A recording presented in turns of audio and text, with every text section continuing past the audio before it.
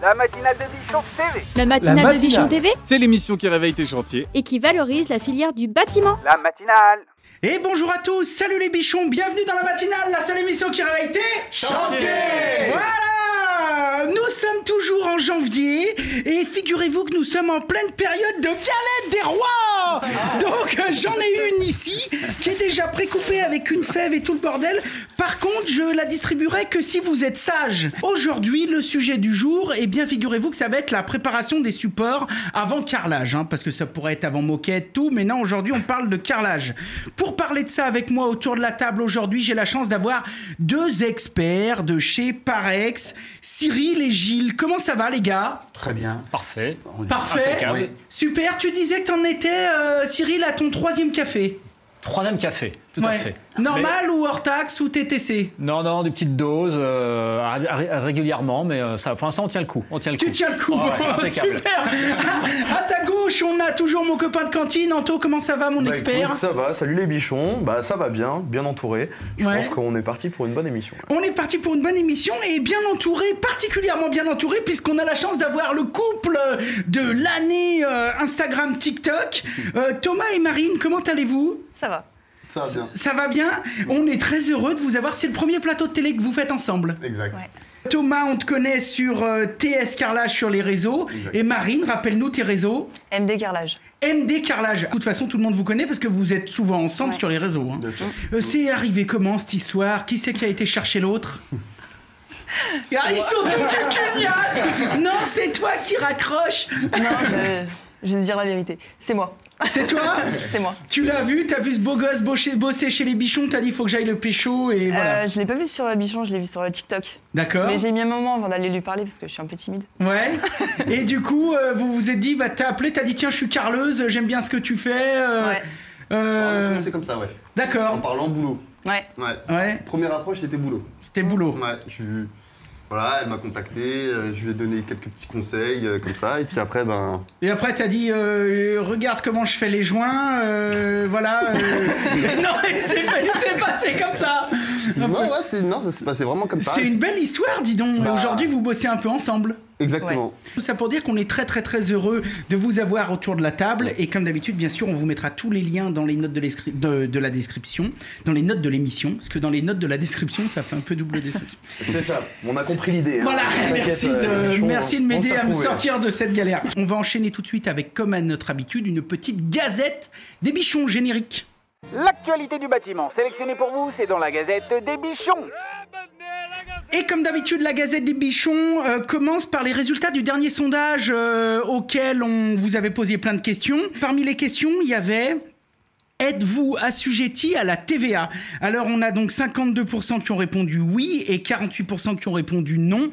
Donc, on peut quasiment assimiler ça à une réponse de entreprise standard versus auto-entreprise non assujetti. Comment gérez-vous la TVA ? Alors, c'était je gère seul ou mon comptable gère. 47% ont répondu qu'ils géraient ça seul et 53% ont répondu mon comptable gère. Et puis, la troisième question, c'était pour ou contre maintenir une TVA à 5,5 ou 10 au lieu de 20%, parce que vous savez que c'était un petit peu les sujets dans l'air du temps. Vous avez été les 3/4 à dire pour, et parmi les réponses, on a eu pour, sinon les artisans vont perdre des chantiers.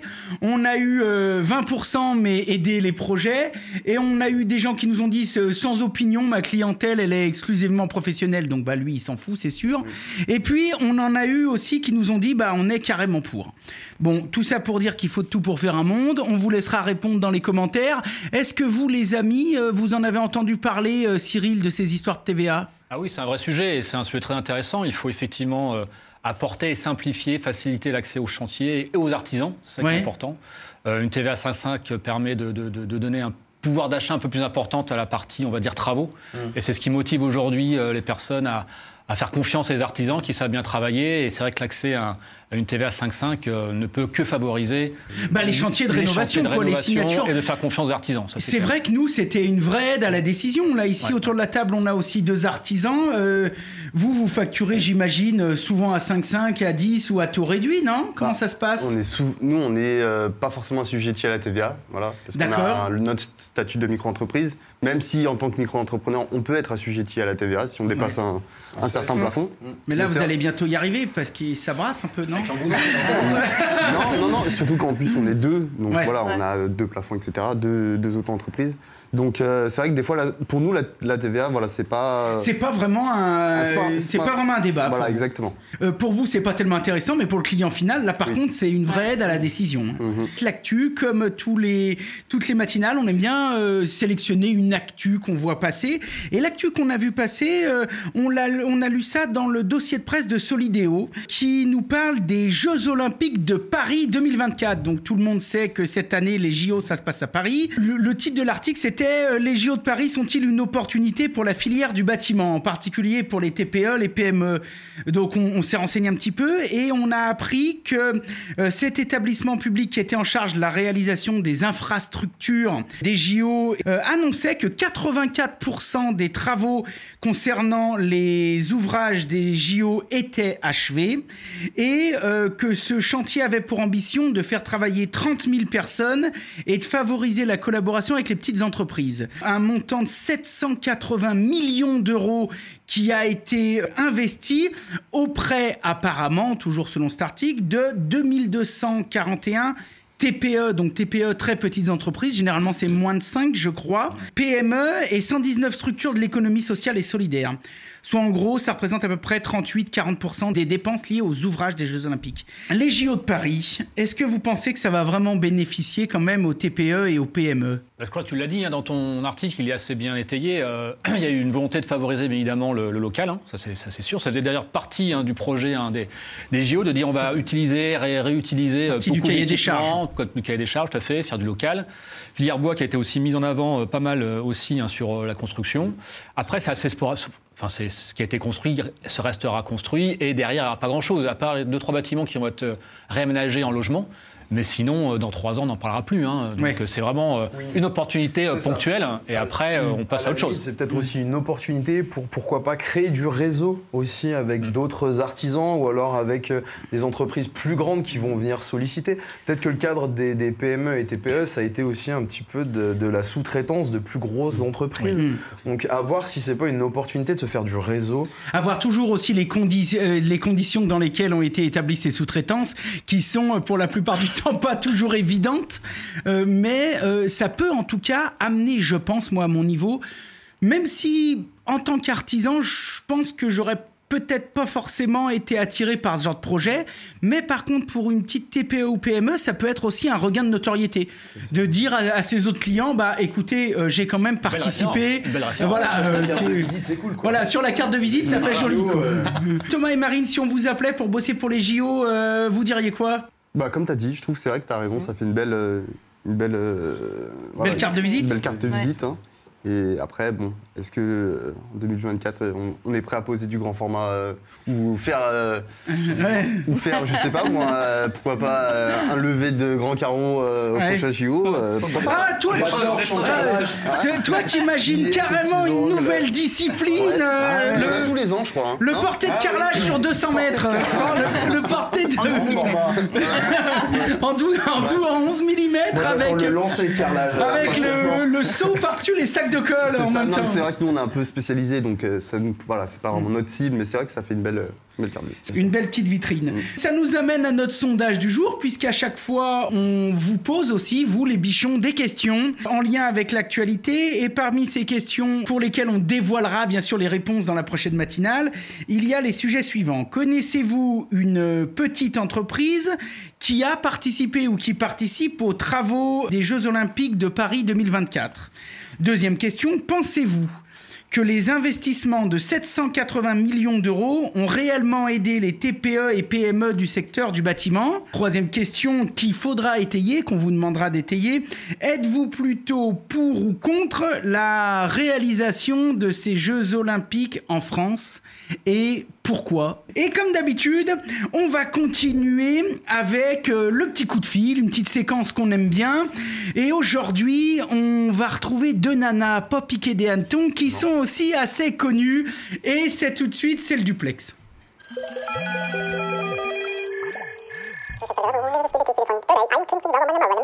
Allô, salut les filles. Wouh Bonjour. Comment ça va? On a la chance d'être avec les deux beautés du game, les ladies at work. Florence et Géraldine, meilleurs vœux, bonne année, bonne santé. Merci, toi aussi. Bonne année à toi aussi. Bon, tout va bien? Oui, Super. nickel. Qu'est-ce que vous faites? Nous, il neige pas, donc. Ah oui, il neige pas, mais vous êtes dans le sud, je crois. Eh oui. Bon. Alors, du coup, je sais pas si vous avez vu autour de la table, on a la team carrelage, on n'est pas dans la team peinture. On a la chance d'avoir Thomas et Marine, je sais pas si vous les connaissiez. Si, Thomas, on l'a connu. Marine, un peu moins, mais on la suit aussi sur les réseaux. Donc voilà, on a vu qu'ils étaient maintenant amoureux. C'est mignon. Ouais. T'as vu, ça se répand comme une traînée de poudre. Hein. Comment ça se passe ce début d'année au boulot? Est-ce que d'abord vous pouvez nous rappeler aux bichons qui nous écoutent, vous faites quoi exactement? Alors nous, on est toutes les deux peintres en bâtiment, donc ce qui implique tout ce qui est revêtement, muraux également et sol. Donc voilà, on fait papier peint, peinture, préparation des supports, donc pas de carrelage mais de peinture. Ouais. Et puis et un peu de béton ciré aussi. Donc voilà, on s'éclate là-dedans. Et on a beaucoup d'activités en ce moment. Ouais. J'avoue que ce début d'année démarre au quart de tour par rapport à certaines autres. Enfin, ça dépend, c'est ouais. Tout ou rien, quoi. Tous les gens qu'on a depuis maintenant presque un mois autour des micros, tu sais, dans tous les magazines, ça parle que de la crise du logement. Et d'un autre côté, à chaque fois qu'on rencontre des collègues professionnels, on leur pose la question et tout le monde nous dit « Oh là là, on est débordés !» Donc vous êtes en train de nous dire c'est pareil. Débordés, c'est ça. Eh ben mais alors oui, quand c'est que vous prenez un apprenti ou une apprentie? Non, ça vous dit pas, c'est pas votre truc vous. Pourquoi? Parce que on a vous... du mal à déléguer. Non, on a du mal à déléguer. C'est difficile de faire confiance aussi, de trouver des gens de confiance. Mais pourquoi pas, hein, si un jour l'occasion se présente, on verra bien. C'est pas une piste à écarter. Laquelle des deux a le pire caractère? C'est moi, hein. Ah ouais, il me semblait, tu vois. Je pensais que ça allait faire comme ça aurait été bon. Non, t'as vu, là, il n'y a plus de solidarité qui compte. Hein. Mais bon, ça va, elles s'en rendent compte déjà. Bon, moi, je les connais très bien, bien sûr, vous faites un travail exceptionnel. Vous êtes aussi très présente sur les réseaux. On était en train de parler des JO. Cette année, c'est les JO 2024. Vous en pensez quoi? Votre avis à chaud comme ça, c'est bien de le faire en... contente d'avoir quitté Paris. Ah oui. Oui, parce que vous, à la base, vous étiez de Paris, vous. Oui, on est des anciennes parisiennes et on est très contente d'être partis parce qu'on savait que ça allait être un foutoir. Ouais, tu penses que ça va être le vrai bordel, toi?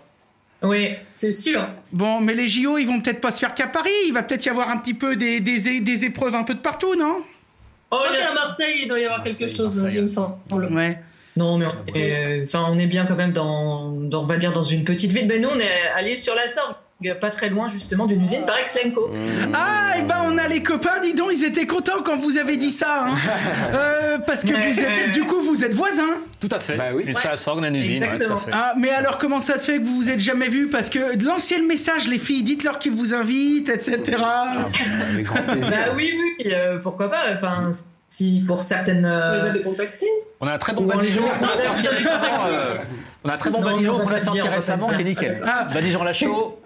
Badigeon à la chaux, vous en faites ça peut-être? Oui, justement. Justement, on a un gros chantier, donc. Bon, on on s'appelle derrière. C'est là le chantier. Alors il faut qu'on s'appelle vite. Ah bah oui, ils vont quand même pas vous appeler, se lever maintenant et se barrer, vous appeler maintenant. Vous avez 5 minutes. Vous êtes pas en train de signer le délit. Allô. Vous êtes pas. Oui, allô, oui. Bon, ça va, vos clients sont sympas? Oui, franchement, c'est vrai qu'on a une clientèle un peu différente qu'à Paris. Ici, déjà, c'est beaucoup plus agréable parce qu'on travaille dans des maisons. Souvent, c'est des belles maisons. Oui, t'es pas obligé de garer le camion à 3 km et de monter 18 étages, quoi. Exactement. C'est ça. Et même à Paris, pour se garer, c'était... le stationnement était à 4 € de l'heure, donc comment te dire que c'était pas du tout rentable. Ouais. Donc là, c'est vrai que ça change. C'est beaucoup plus sympa de travailler chez des particuliers parce que nous, on fait beaucoup de particuliers, de la rénovation. Et en général, non, les gens sont sympas. Les gens sont vraiment sympas, compréhensifs. Donc, on n'a pas à se plaindre. Ok, bon, super.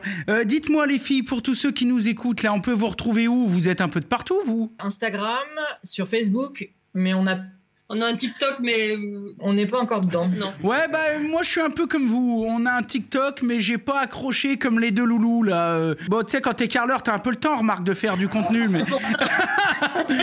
Je vais me faire des potes. Marquez en commentaire si vous pensez que je suis un vrai con. Les filles, tiens. Mais non, mais bien sûr, tu me connais. Tout le monde sait bien que c'est de l'humour, que le seul vrai métier, c'est la plomberie. Tu sors. Ok, je me casse. Les filles, dernière question, après je vous libère. Vous êtes assujettis à la TVA ou pas? Parce qu'on en a parlé juste avant. Vous êtes en micro aussi. On est comme Thomas et Marine, c'est ça? Ouais. Marine. On est comme Thomas et Marine, on est en deux auto-entreprises, mais avec un nom commercial qui est Ladies at Work. D'accord. Mais on n'est pas assujettis à la TVA puisque nos auto-entreprises ont été faites en 2020. Et pour le moment, on s'est arrangé comme ça, on dépasse pas le seuil. Et c'est vrai que c'est un bon compromis quand même. Ouais, parce que là, j'allais dire, 2024, ça fait 4 ans. Normalement, vous devriez commencer à faire des chiffres d'affaires, on va dire, un peu plus sérieux. Et ça pourrait peut-être vous permettre de proposer à vos clients de la TVA à 5,5 ou à 10. Ouais, je t'avouerais qu'on n'y a pas pensé. Non, mais je veux dire, peut-être que ma question est complètement nulle à chier. Hein. C'est peut-être débile comme. Ce que je veux dire, c'est pas une. En fait, le truc, c'est que comme ça fonctionne bien comme ça, on préfère pas trop prendre de risques pour le moment. Ouais. On change pas une équipe qui gagne. On change pas une équipe qui gagne. Et donc tout ça pour dire, du coup, c'est pas une demande que vos clients vous font. C'est-à-dire qu'au moment que vous faites le devis, vous n'avez pas de clients qui vous disent, dis donc, on pourrait peut-être avoir la TVA à 5,5. Non, ils vous demandent même pas. Non. Non. Ils n'y pensent pas du tout. D'accord, parce que vous bossez beaucoup particulier ou vous faites quand même pas mal de sous-traitance? Non, particulier, hein. Ouais. D'accord. Vous faites quoi en ce moment là? Alors, on finit un chantier, on finit un couloir dans un immeuble, c'était dur. Qu'on a appelé le couloir l'angoisse d'ailleurs. D'accord. Avec des hauteurs sous plafond, une cage d'escalier, l'enfer quoi. Ouais, l'enfer, ouais. Et là, on va dans une bastide et là, c'est beaucoup plus sympathique. Il y a plusieurs corps de métier. C'est une belle demeure, donc on va s'éclater. Bon alors, on va pas manquer de vous rappeler après l'émission pour vous donner les coordonnées de nos copains, pour que vous passiez peut-être avec eux pour le rendu à la show. Hein. Ça marche. Bon, faudra faire péter les photos sur Insta. Hein. Ah bah oui, toujours. Bon, allez les filles, on vous embrasse. Merci, salut. Merci. Bye, à très vite. À tous. Meilleurs vœux et prenez soin de vous. Hein. Pareil. Merci. Bon, bah ma foi, moi je les aime bien, les ladies, elles sont toujours souriantes, elles sont toujours... On avait bossé un petit peu avec eux hein, aussi sur les projets qu'on a fait ensemble. Exactement. Et elles font du très bon boulot. Et puis en plus de faire du bon boulot, c'est que moi j'aime bien parce qu'elles sont toujours en train de se charrier, de charrier les autres. C'est pas les dernières à la déconnade. Hein. Elles sont bien sympas. On va continuer tout de suite notre émission avec le sujet principal du jour. Et donc, on va lancer le générique du Parlons Pro. Parlons peu. Le thème du jour, vous l'aurez tous compris, c'est la préparation des supports de carrelage. J'ai plein de beau monde avec moi autour de la table pour parler de ça, mais comme à notre habitude, j'aimerais déjà que vous commenciez par vous présenter un petit peu plus personnellement. Thomas, je te laisse commencer par te présenter. Donc je m'appelle Thomas, j'habite à Grand Charmont. C'est où? Parce que là... Je sais. En général, je dis Sochaux. Parce que bon, la plupart des gens qui aiment un peu le foot, se situent. Mais sinon, c'est... Il y a Peugeot là-bas aussi, Exactement, voilà. Foot ou voiture, donc normalement ça devrait aller. Donc c'est en Franche-Comté, dans le 25. Donc moi, j'ai commencé le carrelage à 14-15 ans avec un CAP. J'ai fait donc 2 ans de CAP que j'ai eu. Ensuite, 1 an d'entreprise. Dans une entreprise, une petite entreprise de portugais.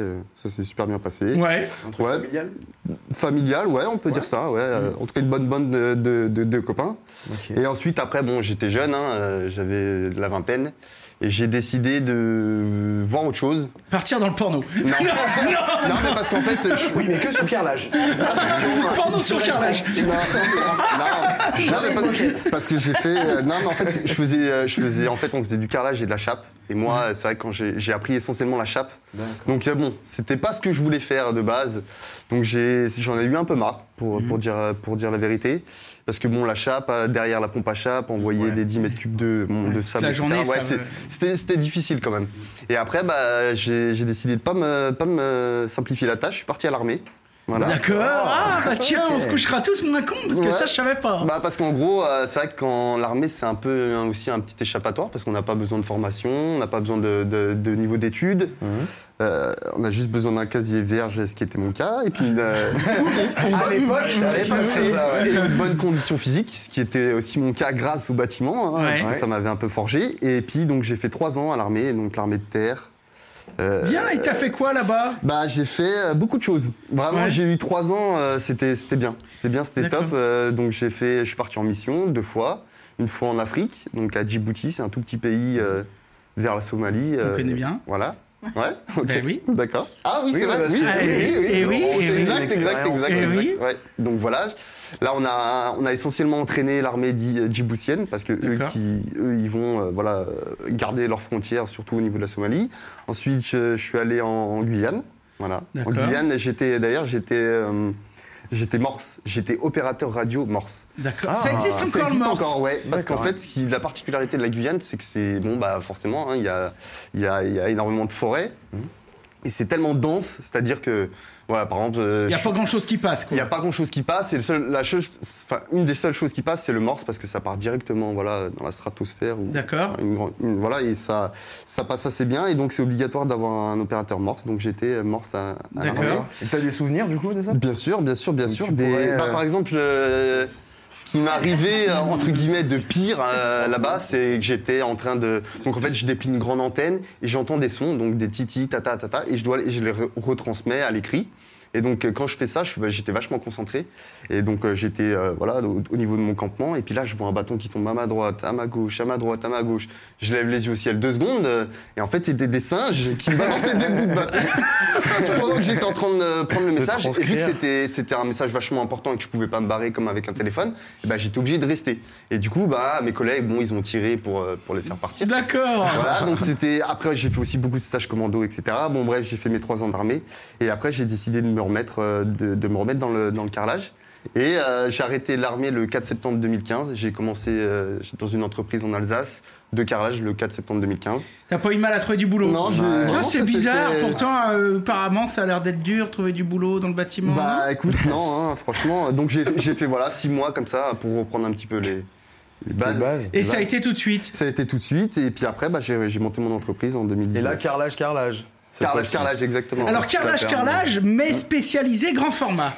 Ça, parce que ça devient d'où ça? Parce que tu aurais pu dire, tiens, moi je vais faire du carrelage, mais comme Eric, notre ami, comme tout le monde, dire, je vais prendre ce qui vient, quoi. Je vais faire un coup de la mosaïque, un coup du travertin, un coup. Bien sûr, parce qu'en fait, le grand format, ça apporte beaucoup de choses. Ça nous permet de faire beaucoup de choses qu'on peut pas faire avec qu'on peut faire avec du carrelage classique, mais bon, c'est beaucoup moins beau.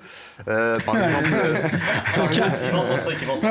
c'est un parti pris, hein. Non, mais t'as raison. Effectivement, je me suis lancé là-dedans parce que déjà, il y a toute la partie technique qui est vachement intéressante. aussi un peu. Et c'est en essor, donc c'est quelque chose qui vient et qui viendra de plus en plus. Donc je me suis lancé là-dedans. Et c'est vrai que ça permet vraiment de faire des belles choses. On peut concurrencer un petit peu tout ce qui est côté un peu marbrier, tout ça, qui font du plan de travail, du mobilier, d'une pièce et du façonnage. Voilà, tout des choses. Ton record de format, alors, qu'est-ce que c'est? Eh ben, c'était. C'est chez les bichons, C'était ici, et c'est vraiment un record parce qu'en fait, là, on a eu la particularité d'avoir. Normalement, le format le plus grand actuellement, c'est 3,20 m par 160. Enfin, non. 3,24 m par 162, exactement. Sauf qu'ici, on avait des carreaux qui étaient sortis vraiment d'usine, qui n'étaient pas recoupés. En fait, c'était même pas un rectangle. Parce que c'est un format rectangulaire, c'était pas un rectangle. Ils étaient même plus grands. Et ils faisaient 3,30 m, je crois, par 165. Donc, ça fait plus de 5 mètres carrés de carreaux. Voilà. On les coupe à l'extérieur. Ouais, je me rappelle.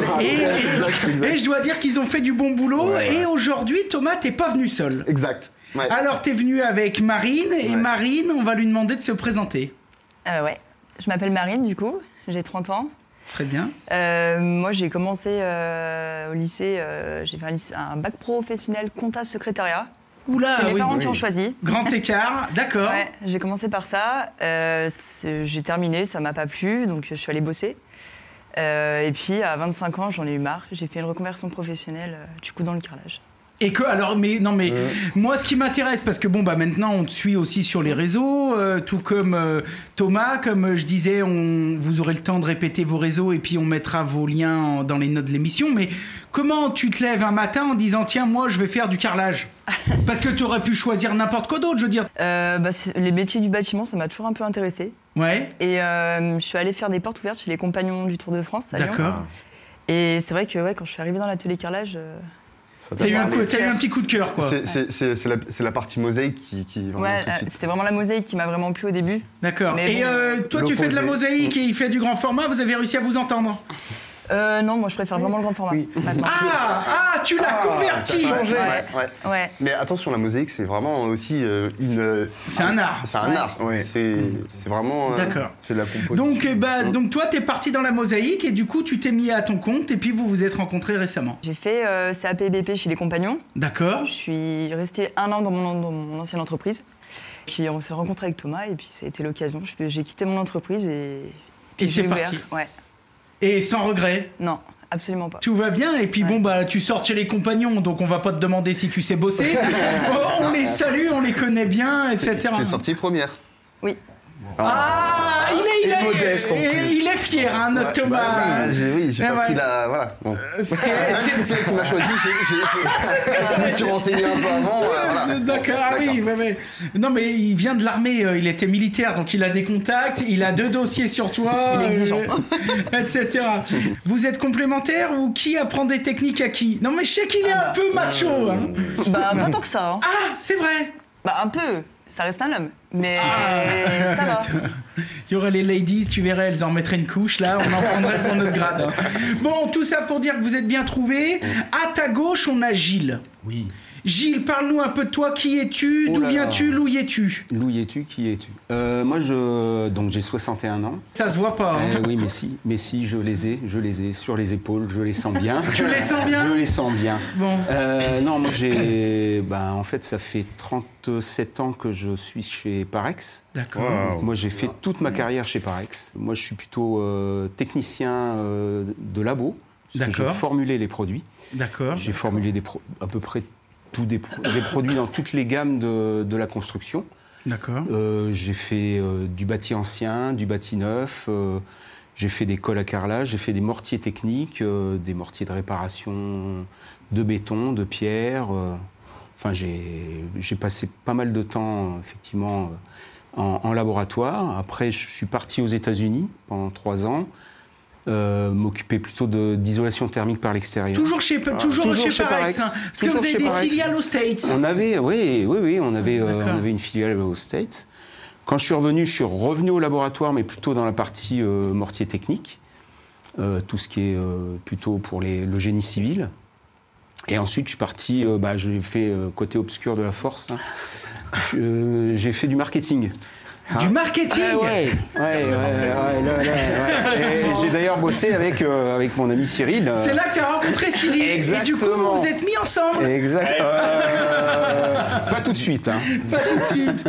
Non. Et puis après, j'ai bifurqué un peu sur la prescription. Et puis maintenant, ça fait 9 ans que je suis dans le carrelage. Sacré parcours, dis donc. Non, mais en fait, moi, j'ai fait 4 ou 5 métiers différents.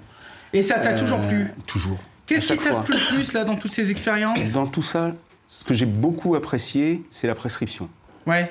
Parce qu'on rencontre des gens... Donc prescription, c'est vraiment le conseil aux archis, l'accompagnement à la décision. Et puis essayer justement de convaincre les gens sur des techniques un petit peu innovantes, puisque à l'époque, je m'occupais aussi de pas mal de...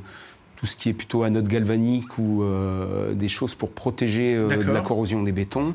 Ça, c'était un côté vraiment intéressant du métier. Mais maintenant, le carrelage, j'apprends tous les jours. Moi. Tu t'éclates, quoi. Oui, moi, je suis pas un carreleur réellement, hein, puisque moi, ça fait que 9 ans que je suis dans la... Et en plus, j'ai pas la même connaissance que les 2 personnes qui sont à côté de moi sur la partie carrelage réellement. Oui, t'as la théorique, mais t'es... Voilà, mais le côté pratique... le week-end, tu refais pas des salles de bain, quoi. Non. Non, je laisse faire les professionnels. D'accord. En face de toi, on a un habitué des bichons, un visage connu, familier, toujours souriant, avec ses 95 kilos de muscles. Cyril, comment vas-tu, mon Cyril ? Très bien, toujours un grand plaisir de venir vous voir les bichons. Moi, je suis le Parisien de l'étape, il en faut un. Ouais, il en faut un. Donc voilà. Voilà, Parisien. C'est pareil. Donc, non, moi, j'ai un peu moins d'expérience que Gilles, ça se voit d'ailleurs, mais... Oh là Ça parlait quoi, pâté croûte, là? Bon, non, 25 ans aussi dans l'univers du bâtiment, au niveau industriel. Beaucoup d'expérience aussi, donc ça qui est intéressant, les parcours professionnels, maintenant des parcours de plus en plus longs, hein, et puis apparemment les jeunes là, qui démarrent à falloir œuvrer longtemps, donc ça qui est intéressant, c'est voilà, d'avoir des parcours qui fluctuent, qui changent avec des nouveaux projets, des nouvelles missions. Donc, voilà, j'ai eu la chance de faire du commerce, du marketing dans différents univers, aussi bien les techniques que la façade. C'est pour ça que tout à l'heure je parlais de Badigeon et autres. Puis on a pu se croiser sur des projets de produits biosourcés, des choses comme ça. Donc voilà, beaucoup de projets différents, ce qui fait que on a une carrière bien étoffée et puis la rencontre aussi de beaucoup de métiers, beaucoup de passionnés. C'est ça qui est important et qui nous enrichit. Et puis j'ai fait un peu d'expatriation, alors moins loin que Gilles, hein, parce que je suis parti à Lille 5 ans, mais pour un Parisien. D'accord. Sortir du périph' déjà, c'est une... Là, enfin, Lille, c'est pire que la Guyane. Non, je rigole, on les salue, nos amis. En plus, on a un paquet de gars du Nord, même les Belges et tout qui nous écoutent, ils sont vraiment nombreux. J'ai salué nombreux et j'ai pu aussi vérifier le fameux adage où on dit qu'on braille 2 fois quand on part au Nord, quand on y va et quand on repart, et c'est vrai. Donc c'est 5 années très enrichissantes. Voilà, derrière ma dernière petite fille, parce que j'ai 3 petites filles, est lilloise. Et voilà, c'est toujours avec grand plaisir qu'on retourne dans le Nord, où on a aussi une usine, Saint-Amand-les-Eaux, dans le Nord. Et voilà, et puis maintenant, sur la partie colle à carrelage, grand plaisir de partager sur ce beau métier. Justement, moi je propose qu'on rentre dans le sujet direct, mais juste avant, on va se faire une petite rubrique qu'on aime bien. Tu m'en veux pas, Anto, moi je te présente pas, la terre entière te connaît. Et puis toi, t'as un boulot facile, t'as pas de singe qui te coupe des arbres au-dessus de la tronche. Non, rien, toi c'est un peu de copeaux, des fois, il y a de la toi poussière. qui viens m'embêter sur les postes café, mais bon, j'arrive à te gérer, c'est bon. C'est pareil, c'est un peu... plus du gorille que du singe. Mais le gorille, c'est une sorte de singe. Ça m'aurait pas dérangé, moi, d'être réincarné en gorille. Tu vois, ce sera peut-être le cas. Hein. On en parlera à Carole quand même. Hein. On va là, je risque d'être violent sur certains aspects. On va en parler tout de suite après, hein, si je peux me permettre. Après une petite séquence qu'on aime bien, puisqu'on a nos 2 petits reporters qui sont partis, et notamment Jade, qui a été à la rencontre de Monsieur et Madame Tout le Monde, poser plein de questions. Et ça, c'est dans notre rubrique Vox Populi. Salut, c'est Jade pour Bichon TV. La question du jour, si vous deviez refaire votre sol ou votre carrelage, feriez-vous appel à un professionnel ou le feriez-vous seul ? Allez, c'est parti. Plutôt un professionnel, parce que je suis pas bricoleuse. Je le ferai moi-même, ouais. Pour un sol, un professionnel, parce que c'est compliqué. Ok. Certainement appel à un professionnel. Ok. Après, si je peux apprendre et me débrouiller, ça peut être une option aussi. Un professionnel. Pourquoi ? Parce que c'est plus joli, c'est mieux fini, ça n'a pas l'air bricolé. Ça fait rien. Le gars, il en a pris pour son grade. Il a dû mettre 1 mètre carré de carrelage dans sa vie, il va plus jamais en refaire. Il a 4 quarts en métro, il s'est fait dégager. Jeannette, elle devait être derrière en lui disant alors là, mon coco, t'es pas prêt de recommencer. Mais en tout cas, c'est tout à son honneur, et parmi ça, c'est vrai que c'est toujours un débat intéressant, parce que le carrelage, ça fait partie des choses qu'on peut avoir envie de bricoler. C'est un petit peu comme le bois, comme là-dessus, vous êtes protégés, parce que le truc qui est sûr, c'est que Dédé et Jeannette vont pas se mettre demain après-midi à poser du 160 par du 3,20 m. Là-dessus, vous êtes un peu protégés. Déjà, c'est impressionnant, hein, parce que nous, sur la livraison, en fait, il y avait 2 choses. C'est le format qui est dingue et la finesse des carreaux. Alors derrière, ils sont... Exactement. Ils sont tramés, oui. On a une trame en fibre de verre, c'est ça, si je dis pas de bêtises, donc ils ont une bonne résistance. Mais on se dit, putain, c'est super grand, faut que je tape nulle part. C'est impressionnant. Franchement, c'est... C'est vrai qu'il y a une maîtrise, c'est un savoir-faire complètement différent. Le sujet, c'est la préparation des supports. Donc moi, j'aimerais qu'on parte de zéro, d'accord ? Est-ce qu'on pose le carrelage de la même façon quand on est sur du bois, quand on est sur un ancien carrelage, quand on est sur une dalle béton, quand on est sur un ragréage ou quand on est sur une chape anhydrite de plancher chauffant ? On va vous laisser tout de suite la parole à nos deux experts. Qui s'y colle ? Ah, t'as vu, c'était pas mal ça, hein. Qui s'y colle, hein. Je pense qu'elle est préparée. Mais je pensais que t'allais m'applaudir, mais que dalle. T'as presque failli t'étouffer. C'est moi qui fais. Non, c'était pas marqué. Bon alors, Gilles, je veux bien. Allez, c'est parti. Pendant ce temps, les amis, si ça vous dérange pas, pendant que tu commences à parler de ça, on a eu la chance, parce qu'il y avait un peu plus de budget que d'habitude. C'est le début de l'année, c'est pour ça. Voilà, c'est le début de l'année, il y a encore de la thune, dans 15 jours, vous verrez déjà plus ça. Donc on a eu de la chance que la productrice, ce matin, dise « Ouh là là, c'est le moment des galettes des rois. » Alors elle a dit « Je cours vite en acheter une. » Donc pendant que Gilles va commencer à nous expliquer, je vous distribue des parts, tout le monde en veut. Tu tires les rois, donc. Donc test de porosité. De la goutte d'eau. Ah, en fait, tu prends tout simplement une goutte d'eau, une pipette, ou même un récipient, et tu viens déposer une goutte. C'est pas forcément une goutte, mais tu peux déposer une cuillère à soupe de flotte. Voilà. Et tu regardes en combien de temps elle va pénétrer dans le support. Si c'est inférieur à 1 minute, tu considères que le support est poreux. D'accord. Si c'est entre 1 et 5 minutes, le support a une porosité normale. Et si c'est supérieur à 5 minutes, tu es sur un support fermé. Donc, en fonction de ça, tu ne vas pas en coller de la même façon ou préparer de la même façon. C'est-à-dire qu'à un moment, c'est passionnant, moi j'adore. Hein. Tu vas être obligé, notamment sur un support poreux, de réguler un peu la porosité. Pourquoi ? Parce que sinon, quand tu vas appliquer ta colle, même si c'est des colles à ce qu'on appelle à temps ouvert amélioré, des colles qu'on appelle E, on en parlera tout à l'heure. Dans les jargons techniques que vous nous pondez toutes les 5 minutes. De toute façon, si elle est sur un support poreux, elle va filmer beaucoup plus rapidement. Donc il faut vraiment réguler ta porosité, et pour ça, il y a des choses qui existent. On appelle ça des primaires d'accrochage. C'est des primaires qui permettent de réguler la porosité que tu viens poser sur le support. Et ça permet derrière que le carreleur puisse avoir un travail plus confortable. On va donner la parole à Thomas parce qu'il est en train de saigner du nez. Non mais je te sens tout excité, mon Thomas. T'as envie d'amener de la précision. Ouais, voilà. Si je dis pas de bêtises, voilà. En fait, la colle à carrelage, elle colle via migration de l'eau dans les deux supports. Donc, ça veut dire que si j'ai un support très poreux, qui est mon support, ma dalle, et mon carreau qui est très poreux, très fermé. Voilà, très fermé. L'eau, vu qu'elle migre, elle aura plus tendance à migrer là où c'est poreux. Donc, elle va descendre vers mon support. Et nous, le but du primaire, même le primaire d'accrochage, j'aime pas trop parce que c'est pas vraiment un primaire d'accrochage. C'est pour régulariser les deux. C'est un régulateur de porosité. Voilà, un régulateur de porosité pour qu'en gros, la colle, au lieu qu'elle descende que d'un côté, elle descende et qu'elle monte pour migrer aussi bien sur le carreau que sur le support. Tout à fait. Donc, ça colle, mais en fait, c'est l'eau de la colle qui migre à l'intérieur du carreau qui fait que ça colle. Alors, tout dépend le carreau que tu as, parce que tu peux avoir des carreaux plus ou moins poreux aussi. Bien sûr. Donc, le carrelage, pour moi, c'est le grès cérame. C'est très peu poreux, c'est 0,5% de porosité. Exactement. D'ailleurs, il faut faire vachement attention à ça. Surtout au niveau des dalles. Voilà, des dalles. Putain, on est rentré dans le direct. Moi, j'adore.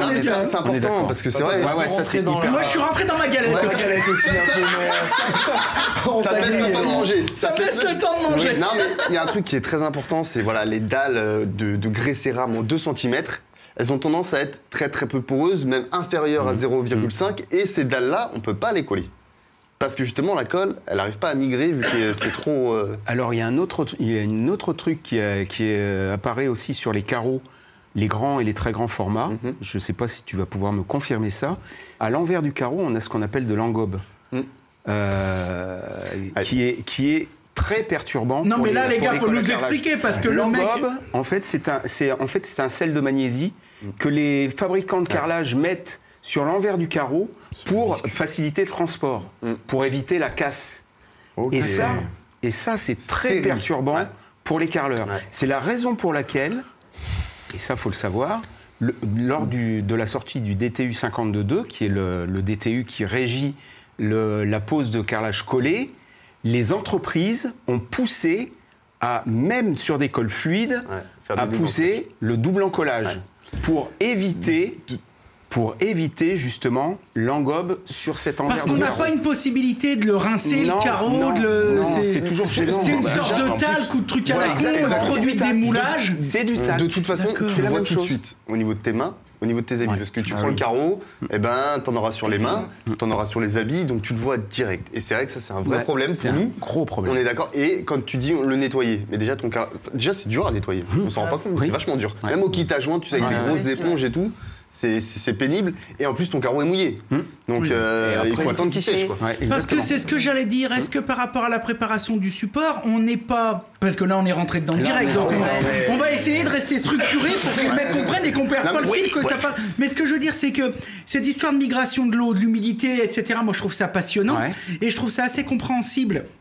Parce que c'est similaire dans beaucoup d'autres domaines. Mais est-ce qu'on est un petit peu dans le même principe que quand on fait par exemple une façade et que certains maçons vont nous dire surtout il faut humidifier le support parce que vu que c'est un support qui boit, s'il n'est pas assez humide, quand on va projeter le produit, il va absorber trop rapidement toute l'humidité du produit, le produit va faire une mauvaise prise et ça va pas tenir.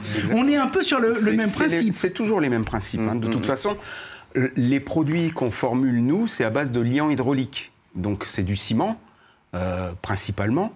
Et le ciment, il a besoin à peu près 33% d'humidité pour avoir une bonne hydratation. Donc, s'il n'a pas ces 33%, il va griller, ce qu'on appelle griller principalement, et donc avoir un aspect farineux et autres. Et c'est foutu. Je m'excuse, j'ai eu la fève, les gars. Je suis désolé. Bravo. J'en ai une, mais... je crois que t'en as une aussi. Tiens, mais toi t'as la fille, non? Non. Non. Excusez-moi. Oui, allô, j'écoute.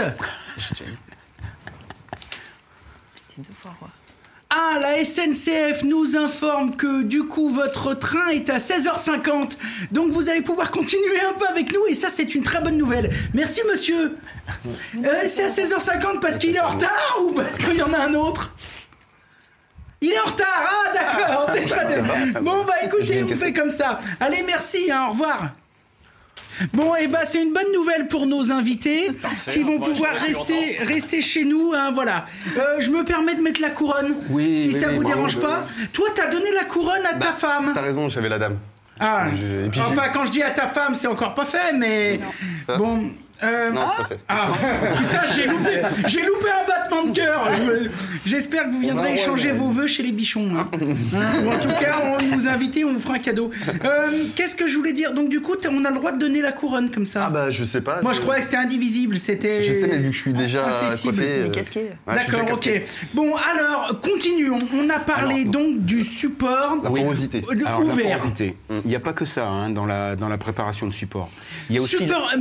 Restons concentrés. Support ouvert. Donc, ça peut être une dalle, une chape, ça peut pas être du bois, ça peut être du plâtre, ça peut être des choses comme ça. Des chapes sèches. On peut coller sur la. Ah oui, sur une sorte de fermacelle, un truc comme ça, quoi. D'accord. Pour ne pas les citer, mais. Oui, pour nous, on est copains avec tout le monde et on n'est pas à la télé, donc ça vous dérange pas qu'on cite fermacelle? Voilà. Pas du tout. Moi, je trouve que c'est quasi les meilleurs en chape sèche. C'est vrai. On est d'accord. Et donc là-dessus aussi, on aura besoin de mettre un primaire généralement sur du fermacelle. Donc un primaire, comment on a fait le test de la goutte d'eau, on a vu que ça passait tout à travers. Oui. C'est un primaire universel qu'on achète et on balance. Comment ça se passe? Il y a différents primaires, mais nous, par exemple, on en a un qui s'appelle le 165 Proliprime universel qui permet justement de réguler la porosité ou de faire un pont d'adhérence dans des cas de support fermé aussi. Donc c'est beaucoup plus facile pour l'artisan de se dire le matin que dans le camion, j'ai pas 18 sauts. Voilà, j'ai pas un truc pour les supports poreux, je sais pas sur quoi je vais tomber. Voilà. Donc il peut partir avec ça.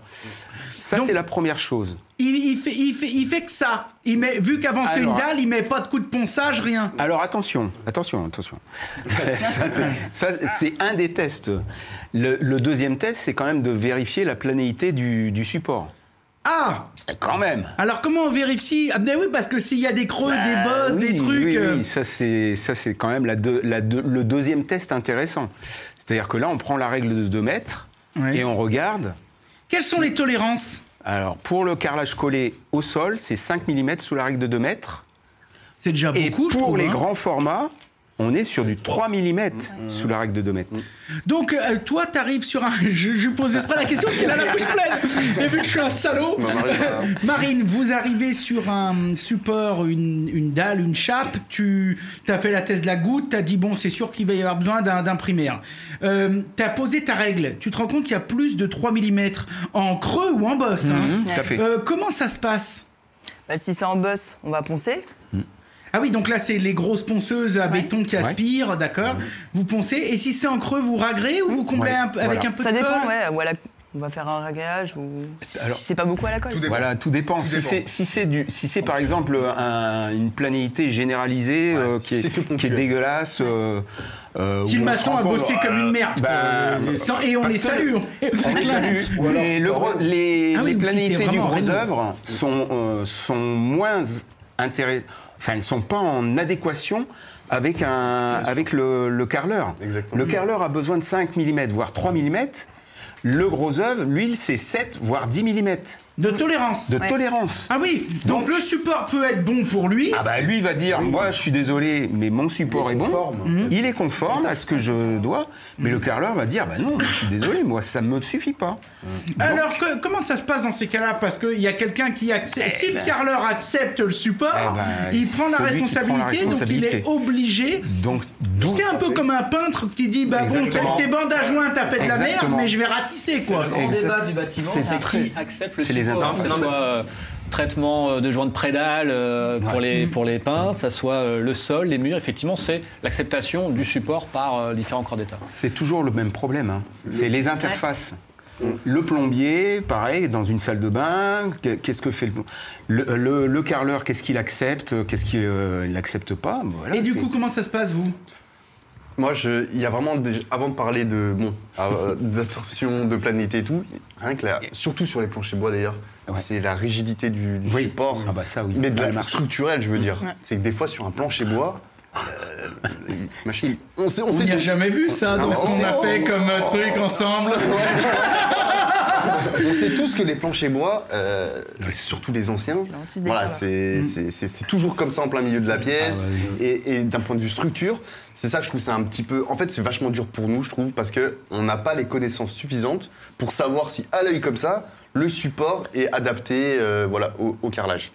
Quand tu dis adapté... Tu arrives dans une pièce, comme nous on a pu avoir l'occasion d'en voir une, clin d'œil aussi à Stéphane qui nous écoute, qui était là, l'heure du tournage d'une émission, voilà, pour tout vous dire. Bon, on arrive, il y avait un flash de 3 cm. J'ai sur le ventre.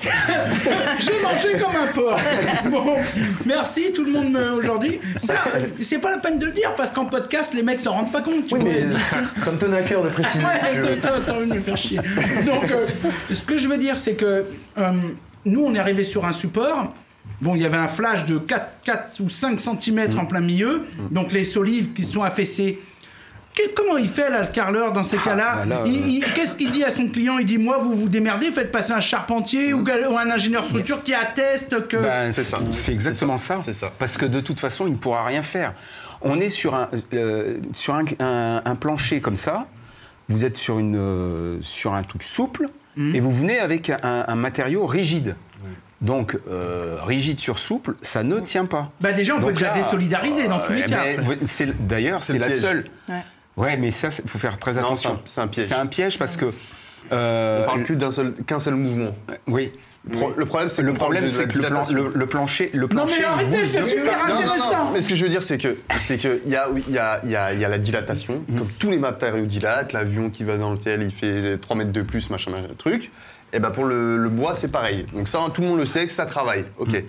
Donc là, on va dire mets une natte. Donc pour la dilatation, ok. Et le problème, il y a la flexion. Donc le poinçonnement, voilà, la flexion, c'est-à-dire c'est un mouvement vertical. D'accord ? Tout à fait. Et ça, la natte, elle sert à rien. D'accord ? Le carrelage, la natte, la colle, voilà, ça travaille pas en flexion. Et du coup... Même si tu prends une grosse, genre une... On dit des marques, on a dit, mais genre une Ditra, un truc comme ça, mais très épais. C'est que le carrelage, non. Lui, il va pas dilater. De toute façon, les réglorages, aujourd'hui, disent sur le plancher bois, la seule chose qui est autorisé, c'est une chape désolidarisée. C'est tout. D'accord. Il n'y a que ça. Donc, c'est-à-dire, on y met un polyane et puis on coule une chape par-dessus et terminé. Une chape de 5 cm mini pour reprendre les efforts, parce que sinon, et pour coller du carrelage. Sinon, ça ne marchera pas. Pourtant, qu'on soit inerte, en fait. Ah oui, c'est exactement. Ça, l'idée. Il ne soit pas flexible à la marche. Exactement, c'est ça. C'est vraiment ce côté-là. C'est flexible à la marche. Par exemple, c'est marqué sur le sac de réglage, souvent, entre 2 points d'appui, il faut pas que... Déjà, moi je trouve, pour nous, pour nous professionnels, c'est compliqué. Entre 2 points d'appui de 60, au milieu, c'est 1/400 de la portée. Exactement. Donc en gros, ça fait genre 0,6 mm ou un truc comme ça. Déjà, rien que ça, c'est pas bien compréhensible. Mais ce que je veux dire, c'est que déjà, comment on le teste ? Je sais quoi, je mets un laser, je monte dessus, enfin, comment je fais ? J'ai même pas séparateur en plus pour des trucs aussi petits que ça. Donc, exactement. T'arrives dans la mécanique de précision. Voilà, c'est pas... donc ça, pour nous, les planchers bois, la seule solution. En grand ou très grand format, il faut oublier. Faut mettre du lino, quoi. Oui. non, mais c'est vrai. Moi, je suis pour la paix des ménages. On essaye de trouver des solutions pour les bichons. C'est aussi le conseil, c'est d'avoir cette expérience-là et pas de se dire je vais absolument vouloir poser un format dingue. Non, mais par contre, tout bouge, quoi. Est-ce qu'on considère quelque chose, parce que bon, moi, je l'ai eu fait par exemple pour chez moi, ça n'a jamais bougé. Bon, faut dire que le mec qui a fait, c'était moi, et donc c'est voilà. T'as dû visser comme des. Alors moi, je vous explique comment j'ai fait. T'as pas tiré sur la cam. Moi, tu me connais. Moi, j'ai mis à peu près 4 boîtes de vis de 300, des boîtes de 200 et quelques, j'en ai mis 3 sur 20 mètres carrés déjà. Ensuite, j'ai tout passé au silicone, etc. J'ai mis un coup de primaire et ensuite, j'ai fait un ragrage fibré. D'accord ? Ouais, t'avais pas de flash, t'avais pas de... Oh, j'avais 2-3, tu sais, c'est un parquet qui avait 100 ans, donc si tu veux, il y avait un peu des bornes, quoi. Okay. J'ai fait un ragrage fibré, mais si tu veux, avant de faire le ragrage fibré, quand je montais debout dessus et que je sautillais un peu, alors bon, c'est du bois, ça bougeait un peu, mais enfin, t'avais pas 4 cm de flèche, quoi. Et sorti de ça, une fois que j'ai fait ça, j'ai quand même par-dessus le ragrage natté. Et j'ai mis, et en plus j'ai mis une grosse là, et après j'ai mis travertin. Et j'ai pas une micro-fissure. D'accord. J'ai pas une micro-fissure. Mais moi, pour l'avoir vue, elle est quand même assez petite. Ouais, donc les portées doivent être... Les portées sont pas très grandes. Ouais. Et après, en fait, on a des solutions. On a des solutions comme on a fait ici, par exemple. Ici, on était sur un plancher bois, avec des dalles... C'était quoi ? Je sais plus. C'était quoi ? De l'OSB ? Non, c'était de l'aglo. Aglo, ouais. Et bah du coup, on a fait quoi ? On s'est servi d'une colle ultra flexible. Mais quand je dis ultra, c'est genre 20 fois plus une colle à carrelage. Parce que c'est pas du tout une colle à base ciment, c'est une colle à base... polyuréthane époxy. Voilà. Donc déjà ça. Et deuxième chose, on a pris du carrelage de 6 mm qui est lui flexible. Ça peut paraître fou ce que je dis, mais tu prends un IPN de 4 mètres, d'accord, et bah, il va flancher. Enfin, il va flancher quoi. Et bah, avec du carrelage de cette épaisseur-là, c'est pareil, il peut flancher. Là, j'en ai à côté, je peux le faire flancher parce qu'il est très fin. Donc là, on absorbe la flexion et la dilatation grâce à une colle qui c'est un ensemble de produits, quoi. Oui, voilà, il faut être... Oui, mais là, t'es parti souple. Ouais. Tout en souple. Alors, vas-y. Ah oui, la cohésion, c'est-à-dire que la chape, elle part pas en brioche. Bah, exactement. Mais est-ce que tu crois qu'il y a besoin de le rappeler ? Il y a encore des gens comme ça. Vous allez encore faire des expertises avec des mecs qui font comme ça, un peu de la... Tu saignes un peu du nez. Ça arrive encore trop souvent. Ça arrive encore de temps en temps, oui, malheureusement. Ou des supports aussi fissurés. Et donc là, il y a quand même une expertise à avoir en termes de qu'est-ce qu'on appelle une fissure déjà. En dessous de 0,3 mm, une fissure passive, je dis bien passive, parce qu'il y a les fissures actives et les fissures passives. Quand on est sur une fissure passive, en dessous de 0,3 mm, la colle ou le ragréage arrivera à le... T'entends par passif qui a arrêté de travailler, c'est exactement, ça, hein. exactement, qui ne bouge plus, qui est figé. C'est comme un test de façade, tu mets un petit bout de truc, s'il craque pas dans les 2 mois... Bah, ça peut être ça, ouais. Ça peut être un test qui a fini de travailler. C'est-à-dire on met un petit morceau de plâtre, une petite de plâtre, et on laisse vieillir, on regarde ce que ça donne. Si on a une fissure au milieu, c'est que le support a travaillé. Donc là, c'est pas bon. Généralement, il faut demander à ce que le bureau structure s'occupe un petit peu de ça et regarde un petit peu pourquoi ça bouge. Mais les gens le font parce que moi... Non, alors, en maison individuelle, non, c'est clair. Parce que nous et avec tout le respect, bien sûr, que j'ai pour tous nos amis de carreleurs, et on a la chance, nous, d'avoir tout le gratin, en plus je veux dire, Eric est très bon, toi, tu es très bon... Enfin, vous êtes très bon, je veux dire, on a la chance d'avoir quand même des pointures, mais sur les chantiers, moi j'ai jamais vu un mec arriver en disant tiens, on va faire un test structurel, faire venir un bureau d'études. Bon, là moi je te parle de ça, c'est parce qu'on est quand on est sur des chantiers quand même. Plus le marché public ou autre, où là, si ça merde, va falloir un responsable, quoi. Bah, exactement. Et donc il y a un bureau de contrôle qui vient. C'est pas 50 mètres carrés, j'imagine. Non, mais en gros, pour être concret, il faut être vachement rigoureux sur les supports quand ça concerne le carrelage. Donc comme on a dit, tous les supports bois. La seule alternative qui tient dans le temps, c'est soit ce que j'ai dit, une colle très souple, très souple et un revêtement très souple. Voilà, et un revêtement très souple. On va dire ces deux. Et pas de natte là quand même ? Non, pas de natte. Si tu es sur là, tu peux primériser direct ton bois, colle souple et en avant Guingamp. Ouais. Bah, comme dit, c'est vraiment des colles résineuses. Et en plus, bon voilà. Sinon, ou alors, comme on a dit, désolidariser et puis chape. Et d'ailleurs, chape, elle peut très bien être armée, la chape. C'est pas interdit d'armer une chape. Comme ça, elle est... Généralement, les chapes qui sont formulées sous avis technique, ce qu'on appelle des chapes rapides ou semi-rapides, on n'est pas obligé de mettre d'armature. Mais dedans, souvent, tu as un peu de fibre. Il y en a certaines qui ont des fibres. Alors, attention, alors, on va rentrer dans un débat. La fibre, il y a des Cyril, bonnes fibres. quand tu as envie de prendre le crachoir, tu prends le crachoir. Pour l'instant, ça va. Il y a des bonnes fibres et il y a des mauvaises fibres. Alors, en fait, les bonnes fibres, c'est celles qui s'incorporent dans la structure, qui marchent avec le liant. Les mauvaises fibres, c'est celles qui, de toute façon, ne vont pas faire de mariage. Elles vont pas faire de mariage avec le lien.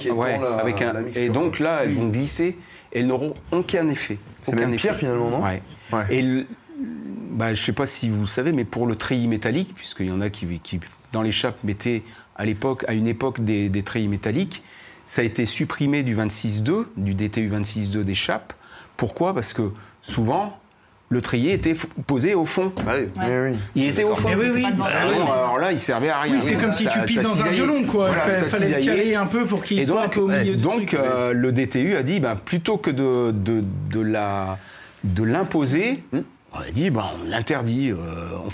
On la mentionne pas. Si des gens veulent continuer à le faire et qu'ils le font bien, c'est-à-dire qu'ils le mettent vraiment dans l'épée, exactement, qu'ils mettent les réhausses du treillis et qu'ils mettent la chape suffisant. Un enrobage. Il faut que ça soit enrobé, sinon ça sert à rien. Oui, mécaniquement ça tient rien, quoi. C'est comme le béton armé. C'est le béton armé. C'est le principe du béton armé. Un béton armé, un béton. Il résiste très bien en compression. Mais pas à la flexion. Pas du tout à la flexion. Les meuniers et autres qui ont développé ça, c'est parce que, justement, ils se sont aperçus qu'en faisant des jardinières non armées, c'était en 1860, ça tenait pas. Et puis le gars a dit, tiens, je vais mettre un petit treillis dedans. Et du coup, ça a tenu. Et c'est comme ça qu'ils ont commencé à inventer le béton armé. Et là, juste avant que tu précises, juste tout à l'heure tu disais parce qu'il y a des bonnes fibres et des fibres de merde. Oui. Parce que je veux dire, comment ça se reconnaît? Parce que en fait, c'est souvent des fibres qui sont. Parce que toi, tu vas me dire, du coup, prends les fibres chez Parex, c'est comme ça, t'es sur ton coup. Non, mais moi, ça me dérange pas, mais je veux dire. C'est des fibres qui ont été testées et qui ont des agréments, ce qu'on appelle des ETPM. C'est-à-dire qui sont délivrés par le CSTB, qui ont en fait validé l'utilisation de ce type de fibres dans des chapes ou dans des... Oui, donc faut pas acheter un paquet de 10 sur Internet et puis te faire d'accord. Non, ça sert à rien. Okay. Surtout voir si elle se lie avec le produit. Exactement. Ouais. En fait, c'est même pas l'idée de la fibre en elle-même, c'est ça, c'est si elle est compatible. Exactement. C'est un peu comme les peintures, tu sais, que tu recouvres pas certains types de peinture avec d'autres parce que c'est incompatible. Exactement. C'est la même idée, c'est ça? C'est la même idée. Okay. La même idée. Pour les planchers bois, on a ces deux solutions, mais là, ça peut être aussi impeccable la solution de la chape sèche. Oui, tout à fait. Granulé, fermacelle, terminé. Oui, tout à fait. Là, tu récupères tout, c'est fait en 1 heure et tu peux carreler tout de suite après. Et en plus, en termes de poids, on est beaucoup mieux. Et en plus, en termes de poids, on est beaucoup plus intéressant. Niveau structure, ça passe pas. Voilà. Parce que la chape, le problème de la chape, vulgarisée, c'est qu'il y a du poids. Il y a du poids, il y a de l'humidité, il y a du... des fois, c'est infernal. Il faut que la structure puisse supporter quand même... quand même 5 cm de chape, ça fait quand même du 80 kg au mètre carré. Ça commence à faire.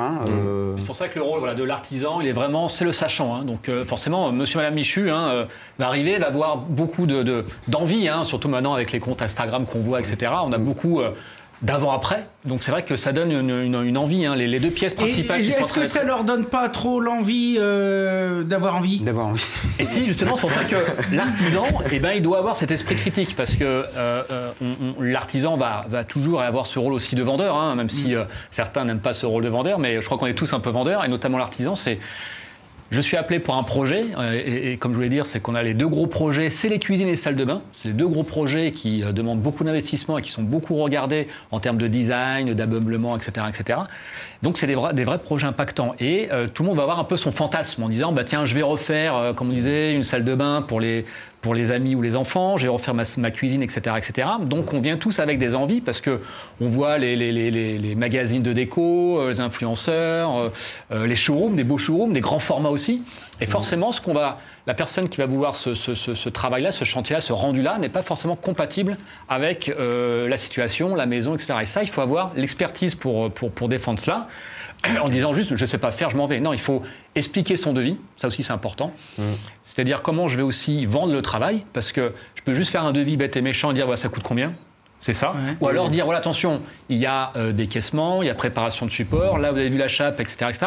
Il faut expliquer beaucoup de pédagogie pour justement amener à la préparation du support. Parce qu'au bout du bout, ce que veut le client final, je veux tel carreau, tel joint, et basta. Par contre, tout ce qu'il y a derrière, c'est l'artisan qui doit le prévoir. Il s'en rend pas compte, c'est exactement comme une étanchéité sous carrelage.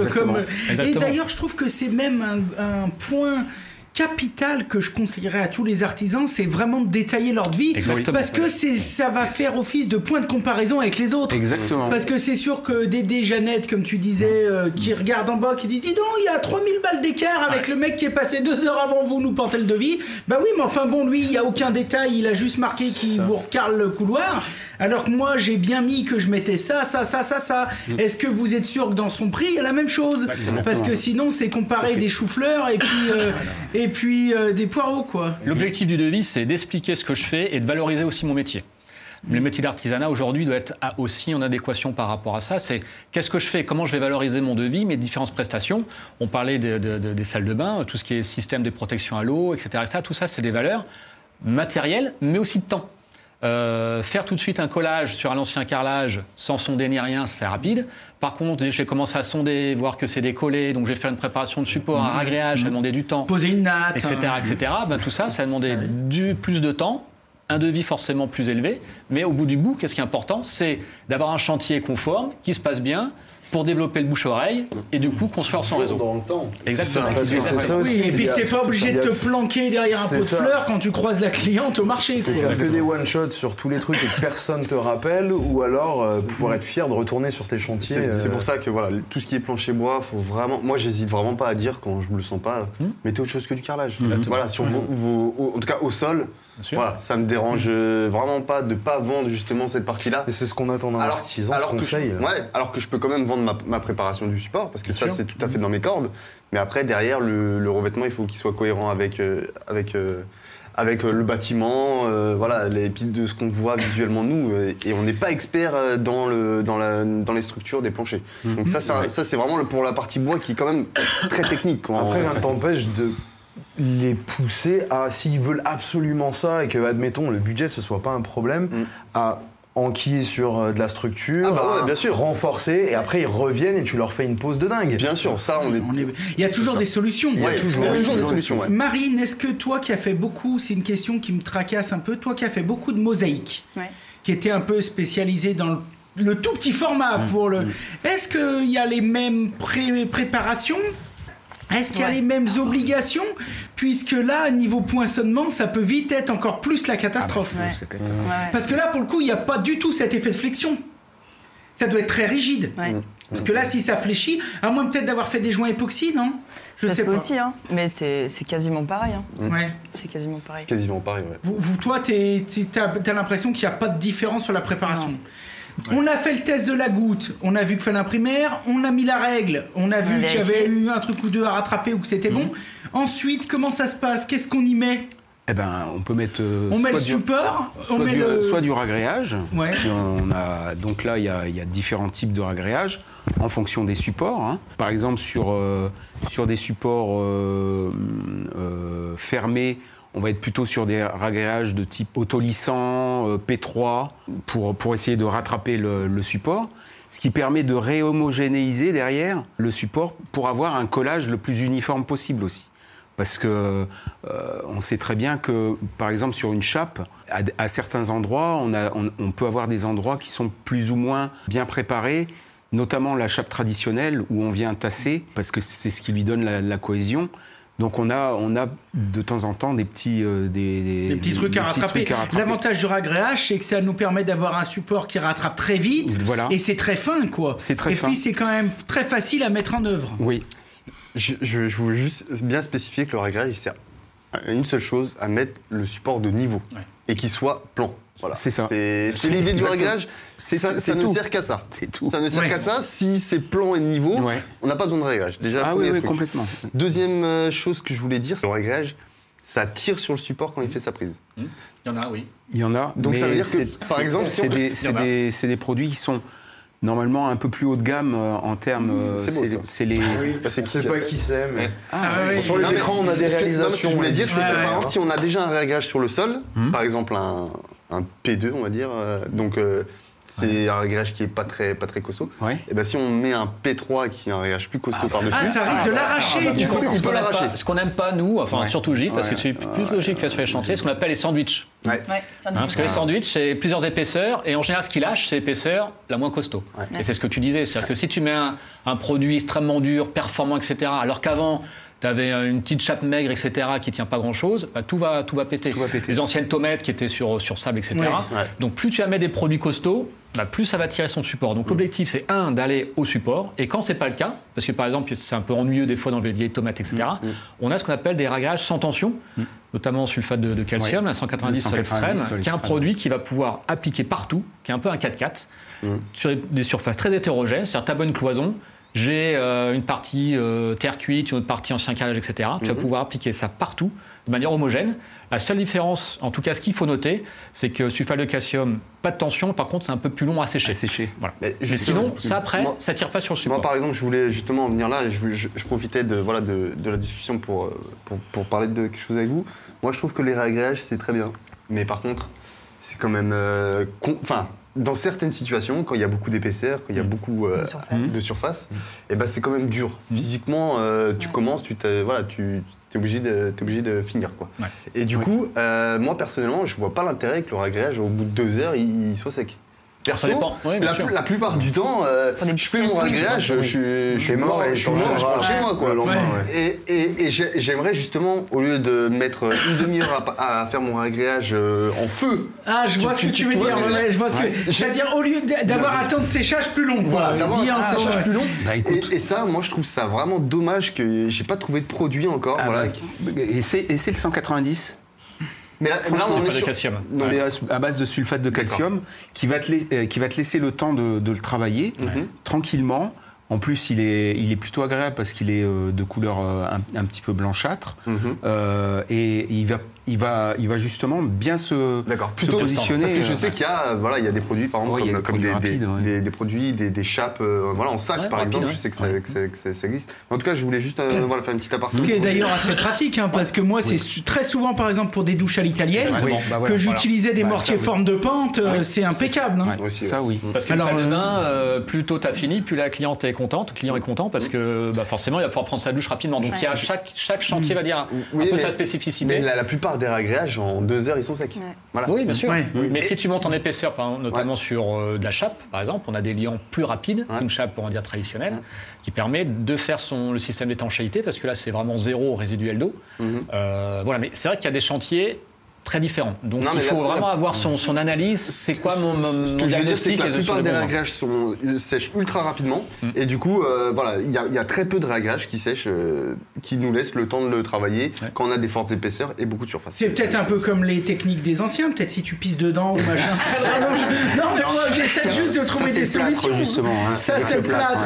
C'est pour ça que des fois, de temps en temps, sur les murs, ça me fait un peu. Quand tu ponces, tu dis putain, le mec il buvait pas que de l'eau. En tout cas, ce qui est sûr, c'est que plus on a de rénovation, plus on a des changements de cloison, plus on a des grands formats, on a de plus en plus d'utilisation de ragréage.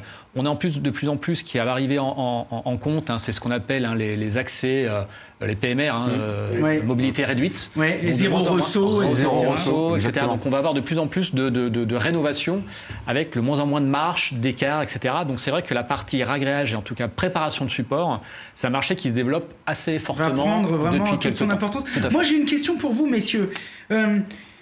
J'arrive sur un support poreux, puisque depuis tout à l'heure on parle du poreux, on parlera peut-être des autres après, mais j'arrive sur un support poreux. J'ai un ragréage à faire. Moi, dans ma tête, mais je sais pas, c'est ça. Ce serait primaire, ragréage, primaire, colle, carrelage. Toi, t'es un très bon client, c'est bien. Non, mais justement, est-ce que justement c'est débile? Est-ce que c'est débile ou est-ce que vous allez me dire mais non, le ragréage, il n'y a pas besoin de... Oui, il y a peut-être une étape en trop, c'est le primaire sur le ragréage. Il n'y a pas besoin, d'accord. Non, parce qu'en fait, tu es revenu sur quelque chose d'uniforme et d'homogène. Alors, donc, est-ce que tu es en train de dire que je suis revenu sur un support fermé et que sur un support fermé, il n'y a pas besoin de primaire? Sur un support moins poreux que le support sur lequel tu auras... J'ai pas besoin de faire le test de la goutte d'eau sur un ragréage. Sauf si tu as fait un ragréage il y a très longtemps, qu'il y a du passage, etc. Ce qu'il faut, c'est avoir un bon séquençage dans ton chantier. Donc il faut recouvrir rapidement ton ragréage. Sous une semaine. Généralement, on dit au bout d'une semaine, on peut encore recoller sans problème. Et donc, alors à ce moment-là, admettons qu'on ait du coup un support un peu plus... Fermé. Oui. Primaire, pas primaire, primaire quand même, primaire à chaque fois. Il faut savoir que pour un ragréage, le couple est important. Primaire plus ragréage. D'ailleurs, quand on parle des ragréages, par exemple, on dit que ce doivent être des produits sous certificat QB, délivrés par le CSTB. Et en fait, quand on lit un certificat QB par rapport à un produit, on a des primaires associés en fonction des supports. Tu verras, support poreux. Donc tu lis sur le sac, et sur le sac c'est marqué si votre support c'est du bois, c'est ci, c'est ça, vous prenez le certificat QB 100 et quelques, etc. Sur le certificat QB du produit, tu as les primaires associés. Donc ça, on va sur votre site internet, il y a des fiches techniques, c'est tout marqué. Donc vous êtes capable de dire, si demain Thomas ou Marine vous appellent, ou nos amis carleurs, ils passent un coup de fil à Parex, ils disent tiens, dis donc, j'ai un ragréage à faire, machin, toi tu vas dire tu prends tel truc. Et est-ce que vous garantissez la cohésion de l'ensemble? Bah oui. Non, mais c'est ces essais qui ont été faits par le CSTB. Donc, du moment que la mise en œuvre est bonne, s'il y a un problème de décennale, Thomas il peut dire démerdez-vous. Ou non, c'est pour comment ça se passe? Non, mais après c'est une question de. Nous c'est une question quoi, d'apéro, de valise. Nos produits ont une responsabilité professionnelle aussi. On a une RP fournisseur. Donc de toute façon, à partir du moment où le produit est tout à fait conforme aux attentes, il n'y a aucun problème. Contrôle, on a les contrôles qu'on fait pour certifier un produit, c'est-à-dire on délègue le contrôle à des organismes agréés, comme le CSTB.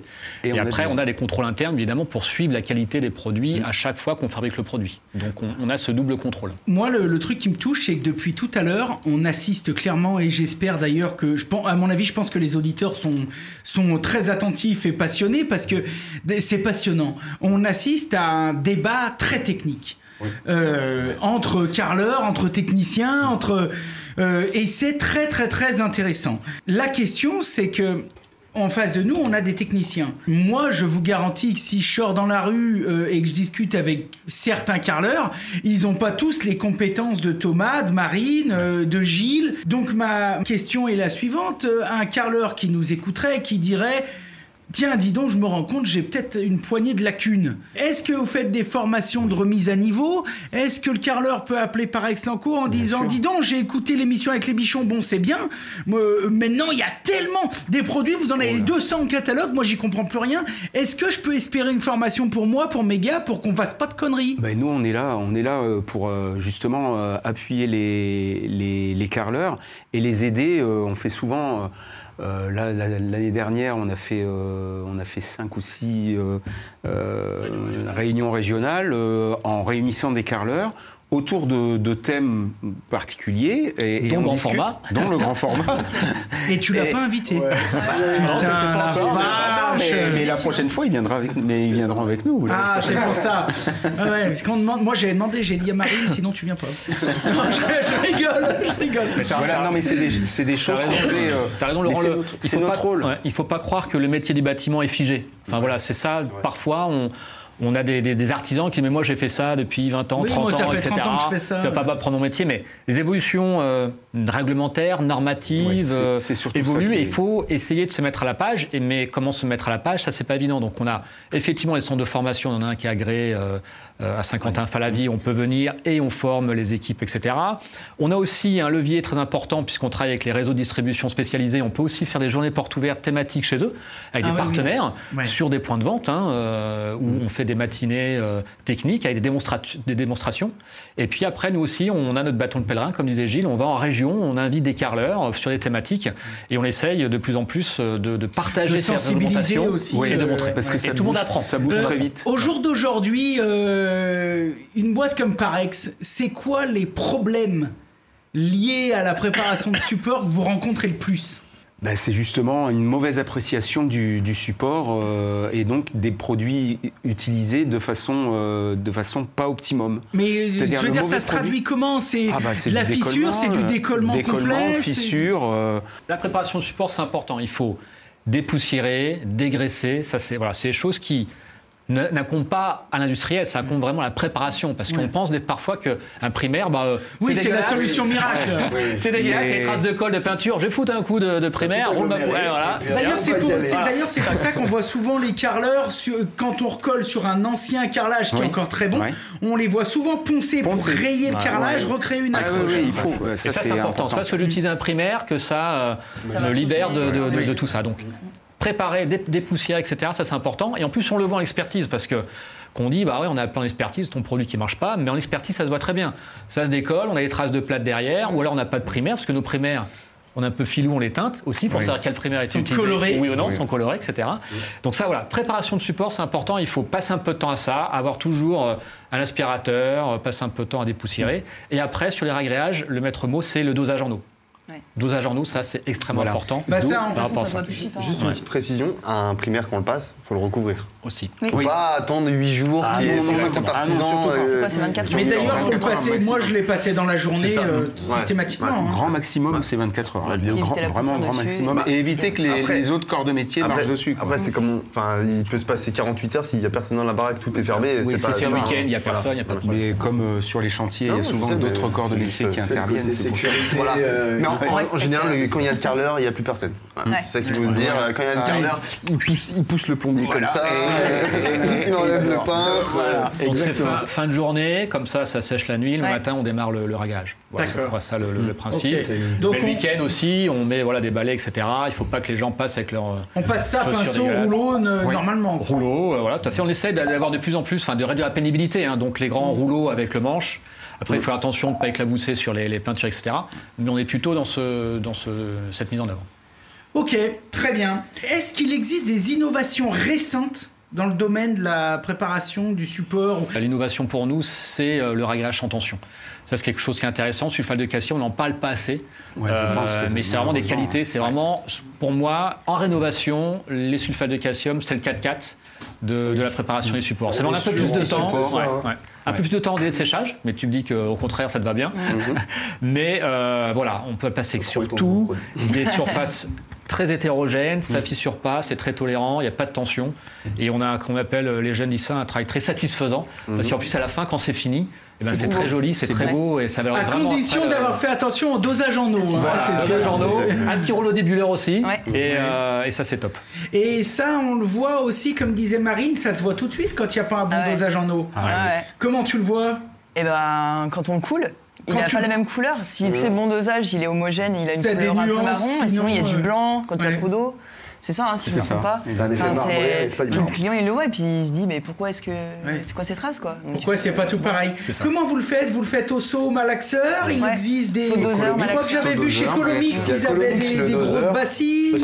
Non, on n'est pas à ce point-là. Par contre, petite astuce pour le réglage. Bon, moi, j'utilise. Voilà, je suis professionnel, donc forcément, j'ai investi dans du matériel, mais sinon, par exemple, pour faire les niveaux de son réglage, ce qu'on peut utiliser, c'est sur un support bois, par exemple, une vis à bois qu'on vient régler, piger avec un laser ou avec un niveau. Petit truc et astuce. Voilà, c'est un peu chiant, mais voilà. Mais sinon, on vient visser. Voilà, c'est une vis dans le support, et puis après, on met tout niveau avec un laser. Ça nous sert de repère. En fait, il faut noyer la tête pour être arrivé. Finalement, t'es pas obligé d'avoir 25 chandelles et 2000 balles de matos pour faire un réglage. Et sinon, si c'est dans une dalle béton, par exemple, cheville à frapper et tout, attention bien sûr, par exemple, si c'est sur une chape, il y a un plancher chauffant, etc. Même dans une dalle béton, normalement, il y en a pas, mais enfin, on perce pas suffisamment profond, mais en tout cas, il faut faire attention quand on perce. Mais ça, c'est un petit tips qui marche bien. On peut même teinter un petit peu la tête de la vis pour bien la voir, et puis dès qu'on arrive à la tête de la vis, voilà, on a quelque chose de niveau épaisseur. Oui, parce que quand on dit souvent, ça c'est une erreur qui est faite par pas mal de bricoleurs, ou en tout cas les gens qui débutent. On voit sur le sac autolissant. Alors, on jette 2 mètres cubes devant la porte d'entrée. C'est ça, on jette 2 mètres cubes devant la porte d'entrée, on part à la pêche. Et quand on revient, on appelle son assureur. Non, mais ce que je veux dire, c'est qu'autolissant, finalement, ça rime à quoi? Je veux dire, ça veut dire quoi? C'est un aide à la mise en place du produit? Oui, c'est des produits qui sont normalement beaucoup plus faciles à mettre en œuvre avec une lisseuse flamande. On vient le pousser un petit peu. Parce qu'il y a autolissant, mais des fois on voyait sur les sacs auto-nivelant. C'est différent. Alors en fait, la différence, elle réside dans... C'est le terme. Quand on dit enduit de ragréage, par exemple, on est sur une épaisseur inférieure à 10 mm. Et après, on aura aussi de temps en temps, sur des produits qui peuvent aller au-dessus, sur le terme enduit de ragréage et de dressage. Le dressage, c'est justement entre 10 et 30 mm. Donc, et généralement, les enduits de dressage sont plutôt des auto-nivelants, c'est-à-dire qu'il faut plutôt les pousser. En fait, c'est un test. Pour les aider un peu à se mettre en place. C'est un test du CSTB, là aussi, toujours pareil, un petit anneau qui est comme ça, et on vient soulever. Et si on est supérieur à 160, ça fait un disque. Si c'est supérieur à 160 mm, on dit que le produit est autolissant. Et quand il est supérieur à 135 mm, on dit qu'il est auto-nivelant. Voilà. D'accord. Donc, ce qui signifie qu'un produit autolissant, doit être. Je veux dire, ça se met en place tout seul. Pas tout seul, il faut quand même le pousser un peu. Non, mais je veux dire, tu débules et fin du bal, quoi. Fin du bal. Ce qui est important, attention, le rouleau débuleur. Le rouleau débuleur passé trop tard. Ça marque. Donc, c'est plus visuel. Alors après, moi, c'est vrai que je suis vraiment d'accord. Il y a vraiment ce coup de gueule par rapport à ce que disait Thomas. Et maintenant qu'il l'a dit, il a raison. Moi, dans ma vie, des raglages, j'en ai fait des centaines. Mais c'est vrai que jamais de ma vie, j'ai dit, tiens, je fais le raglage à 10h pour carreler à midi. C'est vrai, je vais plutôt passer entre deux chantiers. Et pourtant, le machin, il est encore dans le seau, il commence déjà à sécher. T'as envie de dire, putain, mais pourquoi vous accélérez pas ce truc? Donc, on va essayer ton produit au sulfate de calcium. J'avais une question qui est revenue souvent.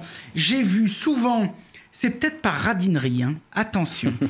J'ai vu souvent des carreleurs sur les chantiers mettre du sable dans le ragréage pour gagner en épaisseur et en produit. Alors, est-ce que c'est conseillé ou est-ce que surtout pas surtout? Pas sur les autolissants, clairement. Ça c'est... De toute façon, les autolissants, c'est maximum 10 mm. D'accord. Sur certains enduits de dressage, on peut admettre, mais ils sont de toute façon, vous le verrez sur la fiche technique. C'est indiqué. Sinon, oubliez. Pour refaire une pente. En fait, tu vas charger un peu en grain pour avoir une pente, mais il y a un ou deux produits, produit que l'on a dans notre offre. Il faut que le produit soit conçu pour. C'est pas n'importe quel sac que tu achètes et que tu dis tiens, on va y mettre un saut de sable dedans. C'est comme une recette. Si tu rajoutes des ingrédients, t'as pas la même chose. Non, mais je demande parce que ça, par contre, moi, sur les chantiers, je l'ai vu, je veux pas dire systématiquement, mais beaucoup. Si c'est pas indiqué sur la fiche technique, faut pas le faire. Tout comme c'est pareil, la question qui se pose souvent, il est tard, on s'est fait prendre un peu par le produit, il nous manque 4 sacs. Petit A, je reviens le lendemain, je passe tout au marteau-piqueur en mettant un coup de pied dans le cul à l'apprenti et je recommence avec plus de produits. Petit B, je mets un primaire sur le ragrage existant et je refais un autre par-dessus. Jusqu'où ça peut aller ce genre? On fait un arrêt propre. Ouais. On essaie de faire un arrêt propre. À la limite, si on me dit merde, il me manque 4... Mais si t'as pas assez d'épaisseur, bah là, on vient reponcer un petit peu, remettre un coup de primaire à la jonction et revenir derrière. Mais de toute façon, le primaire, tu seras obligé de le mettre sur ta nouvelle partie. Donc tu viens essayer quand même dégrainer un peu la surface. Mais c'est pas complètement contre-indiqué. Tu peux avoir 2-3 couches de ragréage. 2-3 couches, non. Mais si on dit une couche et le lendemain, on vient refaire... Mais le mieux, c'est de faire un arrêt propre. Mais par exemple, parce que là, on est vraiment dans la préparation des supports, donc je me fais l'avocat du diable exprès, hein, parce qu'on a aussi beaucoup de bricoleurs, d'autoconstructeurs, auto-rénovateurs qui nous écoutent. J'ai 5 cm à rattraper. J'ai pas envie de m'emmerder à faire une chape, c'est long, ça fait chier, bref. 5 cm, ça fait beaucoup. Petit A, je mets du V10 sur 2 cm sur tout mon sol, un coup de silicone et je coule par-dessus. Petit B, non mais parce qu'on l'a vu aussi. Oui. Petit B, je coule un ragrage de 3 cm et 2 jours après, je recoule 2 cm. Je fais une chape. Petit C. Non mais je suis pas en train de vouloir vous faire dire des conneries. Voilà. Je suis en train de vous... moi je préfère que vous me disiez non Laurent.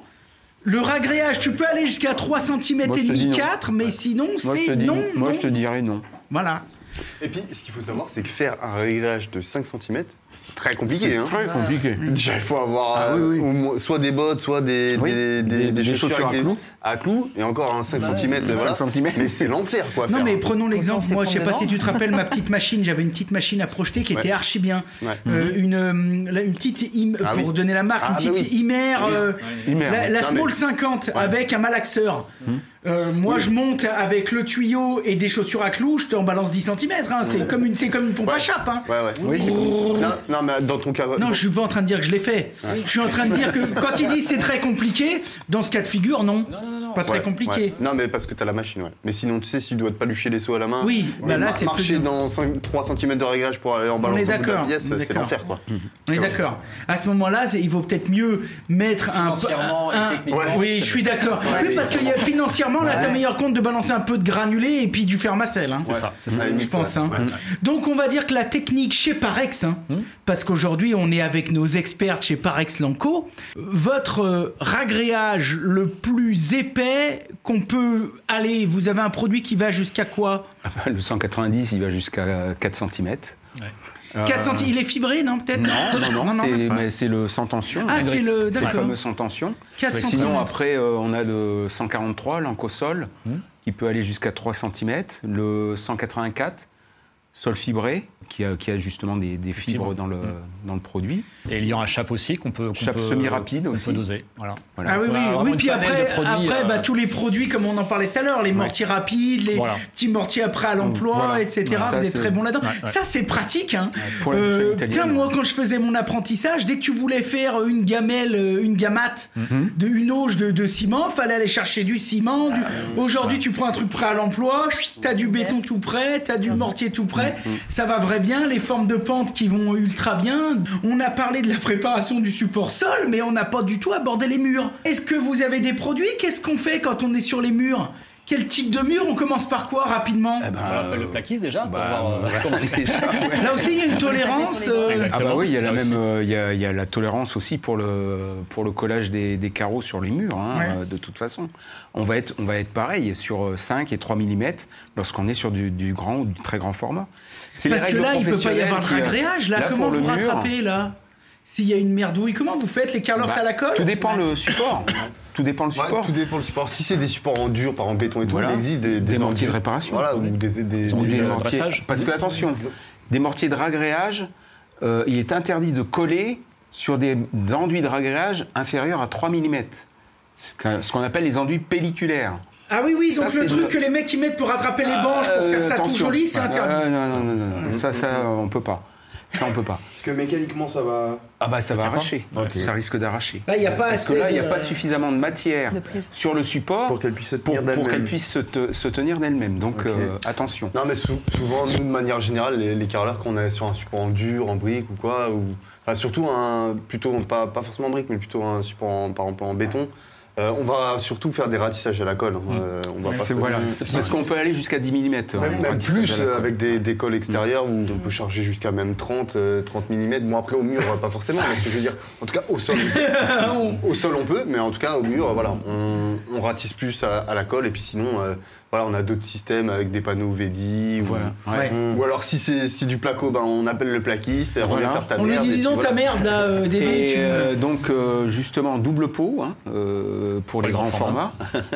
Double pot de plâtre. C'est des règles professionnelles. Et oui, c'est des règles professionnelles qui sont parues en janvier 2021, qui ont été éditées par l'UNECP, l'ACAPEB, et ça c'est important. Mais là c'est un peu difficile parce que quand tu arrives chez un client qui vient de finir sa villa neuve... oui, mais c'est là la double pot qui est intéressante. C'est-à-dire que, parce qu'il y a deux solutions, ou on vient faire des ossatures de 40, ou on vient faire de la double pot si les ossatures sont en 60. Et c'est souvent le cas, malheureusement. Parce que le plaquiste, lui, il va poser son placo en 60, parce que lui, c'est ce qu'on lui demande. Oui. Alors, d'où l'intérêt d'anticiper le chantier quand on va sur un chantier. Là, il faut augmenter la résistance mécanique du support. Exactement. Donc quand tu parles de 40, c'est l'anthrax entre deux montants au lieu de 60. Tout à fait. Soit sinon passe en double pot. Mais dans les règles professionnelles, la seule chose qui a été autorisée, c'est le double pot. D'accord. C'est tout. Parce que justement, on ne sait pas après, ce qu'il y a quand même très très peu de contraintes au niveau des murs pour le carrelage. Je veux dire, en termes de contraintes... le grand format, c'est que le grand format par rapport au poids ou sur lequel là il faut... C'est pas aussi simple. C'est pas aussi simple. Pour moi, d'un point de vue structure, le placo, il porte que son propre poids. Voilà, il n'a rien d'autre à supporter. À la limite, s'il y a un meuble vaste... disons que là, on est dans le combat réglementaire versus bon sens paysan. Mais en fait, il n'y a pas que ça. C'est en fait le carrelage, le grand format, là où il est fragile. Enfin, je veux dire, un carreau il est entier, il est bien collé. Il craint moi, en tout cas, personnellement, j'aurais moins peur. Déjà, mettons quand même de la double pot toutes les fois où on peut. On a bien compris. Mais moi, j'aurais moins peur d'un carrelage de 6 mm en une pièce du sol au plafond qui soit posé comme ça, qui fait 6 mm tramé, bien collé. J'ai moins peur de ça plutôt que d'avoir des 60-60 en travertin de 15 mm du sol au plafond. L'effort n'est pas le même. Qui nécessiterait... Non, mais quand je dis du sol au plafond, c'est sur toute hauteur du mur. Ce que je veux dire, c'est que j'aurais peut-être un peu plus peur, parce que là, le poids, il est 10 fois le poids du grand carreau. Dans mon sens, parce que tu reviens à une surface avec un poids au mètre carré. Finalement, qui pose un grand carreau, qui en plus va être plus fin que si tu mets même de la mosaïque, mais tu mets des pavés de verre épais comme ça va être plus lourd, la mosaïque, que son carreau à lui, tu vois. Non, mais en fait, le carrelage, c'est comme le placo. Tu vois, le plaquiste, il veut pas se faire chier au niveau d'une fenêtre à faire passer son placo derrière en feuillure. Voilà, en feuillure. Et qui fait des fausses coupes en haut et en bas. T'as une chance sur deux que ta bande, elle pète. Pareil au-dessus d'une porte. Et le carrelage, c'est pareil. Si t'as une fenêtre en plein milieu de ton carreau, on parle des grands là, on parle des grands, des vraiment très grands. Si t'as la fenêtre en plein milieu de ton carreau, t'as découpé ton carreau donc pour la fenêtre, t'auras beau mettre 2, 3, 4 pots, il va fissurer dans les angles. Parce qu'il est fragilisé à cet endroit-là. Alors que si tu fais comme ce que le plaquiste ne devrait pas faire, des clés, des fausses coupes, là, qu'il y a une seule peau, ton carrelage ne va pas fissurer. Voilà, tout simplement. Donc en gros, pour moi, le double pot, c'est vrai que c'est bien. C'est le poids exercé sur la feuille. Ça a été discuté. Ce que je veux dire, c'est il y a aussi... Moi, j'ai participé au débat, justement. J'étais dans la rédaction des règles professionnelles. Je préfère une peau qui soit bien d'aplomb, bien plan, que 3 pots... Mais on est dans des règles professionnelles, on est obligé de fixer un cadre. Et d'ailleurs, c'est compréhensible. Et puis d'ailleurs, c'est bien parce que c'est ce qu'on vous demande ici. C'est ce qu'on vous demande. On dit le gars qui nous écoute, comment ça se passe. Messieurs, est-ce que vous avez quelque chose à rajouter? Je vous pose la question à vous parce que la SNCF nous a déjà appelé une fois, mais elle va peut-être pas nous appeler 200 fois. Donc je vous pose la question à vous. Est-ce que vous avez quelque chose à rajouter qui vous paraît capital concernant la préparation des supports avant carrelage? Non, ce qu'on a dit tout à l'heure, c'est la préparation du support, c'est l'élément clé. Voilà. C'est vraiment en termes de dommages, de litiges, etc. C'est la préparation du support. Il ne faut pas prendre la préparation du support comme une contrainte. Il faut le prendre comme une opportunité de préparer la pose du carrelage, parce que comme on dit tout à l'heure, plus le support va être plan, lisse, plus ça va faciliter la pose du carrelage et de sécuriser mon chantier. Voilà, donc il faut bien l'expliquer, faire un bon diagnostic. Et l'objectif, bien évidemment, notamment d'une boîte comme Parex Lanco, c'est apporter des produits qui sont simples à utiliser, sécurisants. Et il ne faut pas hésiter à aller sur le site internet, parce qu'on a parlé de quelques produits, mais on a beaucoup de produits avec des guides de choix qui sont assez simples pour justement bien cibler le bon produit au bon endroit. Donc Parex Lanco, de toute façon, en plus de mettre, on mettra bien sûr les liens dans la note, mais Parex Lanco, on vous retrouve de partout, chez tous les bons grossistes qui se respectent. Comment ça se passe? Est-ce que vous avez une liste de revendeurs? Jeannette, qui est dans la Creuse, qui écoute cette émission, si elle va sur parexlanco.com, est-ce qu'elle peut voir des magasins proches de chez elle qui distribuent vos produits? On a les géolocalisations et on est présent sur le réseau de distribution professionnel et on a quelques produits dans le réseau de distribution grand public également. Il aurait fallu que cette émission dure 2h30, donc tant mieux, on vous refera revenir. Mais ce que je veux dire, c'est que vous, chez Parex Lanco, vous avez absolument l'entièreté de la gamme. C'est-à-dire que vous avez quasi du mortier de chape, primaire, ragréage. On n'a pas parlé des specs, des enduits, d'étanchéité, mais vous avez tout. La bande, vous avez tout ce qu'il faut. On a fait une émission ensemble justement sur tout ce qui était un système d'étanchéité, donc protection à l'eau sous carrelage et puis système d'étanchéité l'impair de plancher intermédiaire. Et puis après, toute l'offre de joints hydrauliques. Donc là, vous avez des joints souples. Moi, j'aimerais, on en avait déjà fait des émissions, mais j'aimerais que vous reveniez. Je voudrais refaire, même si on a déjà abordé le sujet, une émission spéciale colle, où on aborde toutes le million de trucs qui existent. De la terrasse à la C2, la C2S, tu disais tout à l'heure la E, la machin, on n'y comprend plus rien.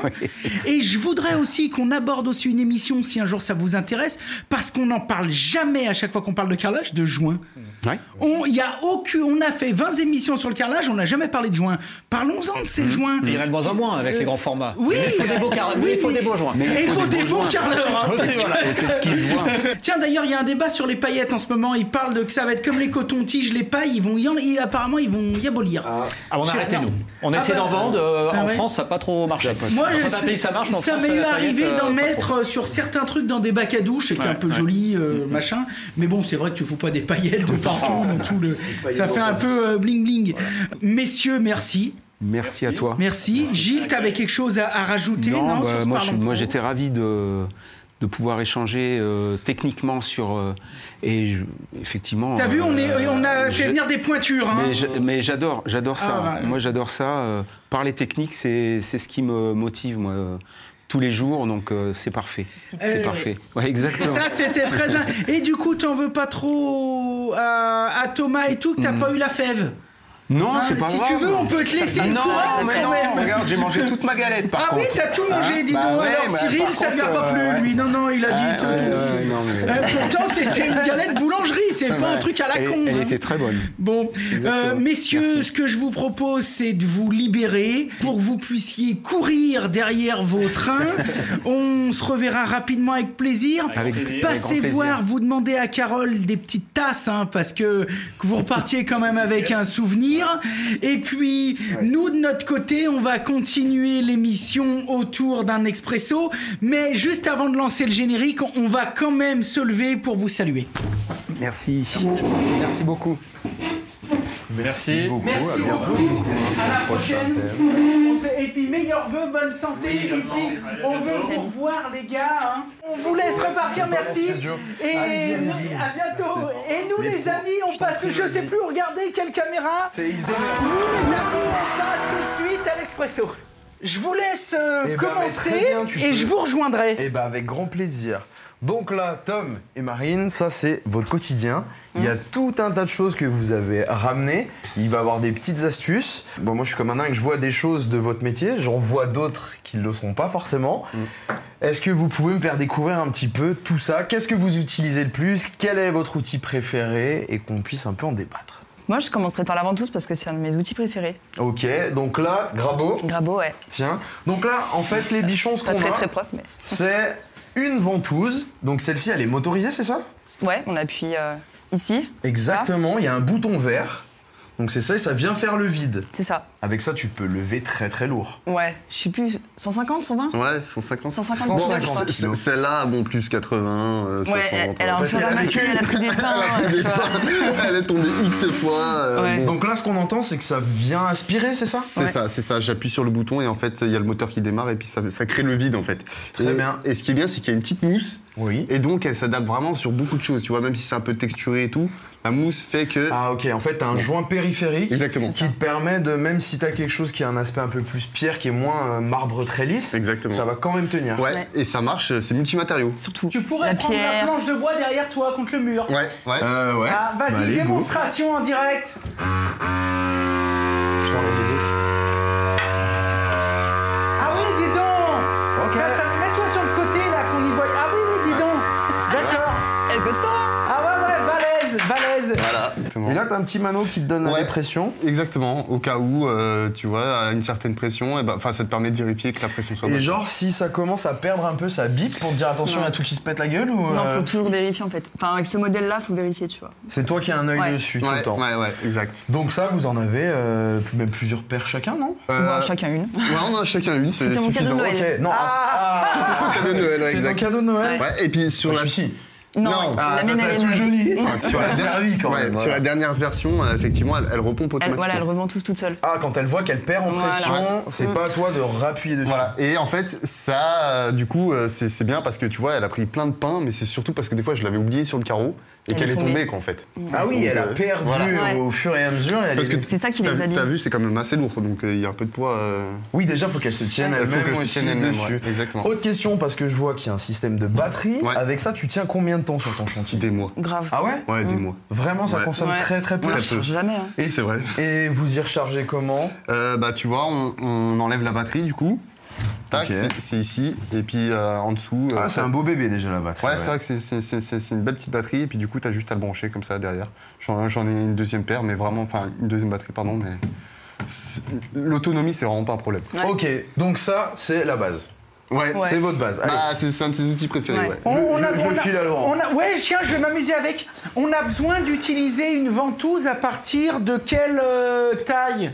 Je veux dire, même, est-ce que ça peut peut-être te servir? Je pense par exemple à nos amis qui font de la pose sur plot. Tu sais, les 60-60, dis donc, c'est lourd ça. C'est lourd, Donc du coup, tu peux peut-être comme. Là, ça prend tout son sens. Ça prend tout son sens, ouais. D'accord.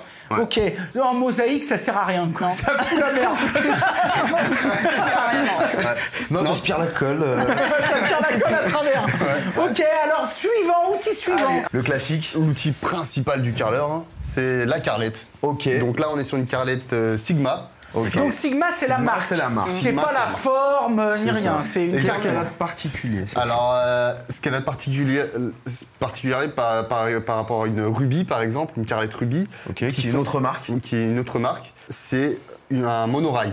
Donc, par exemple, la plupart des carlettes, il y a deux tubes qui permettent de guider pour faire une translation, en fait. Exactement. Pour faire son trait. Pour faire son trait, exactement. Alors que là, on est sur un monorail, donc il n'y a qu'un seul, qu'un seul rail.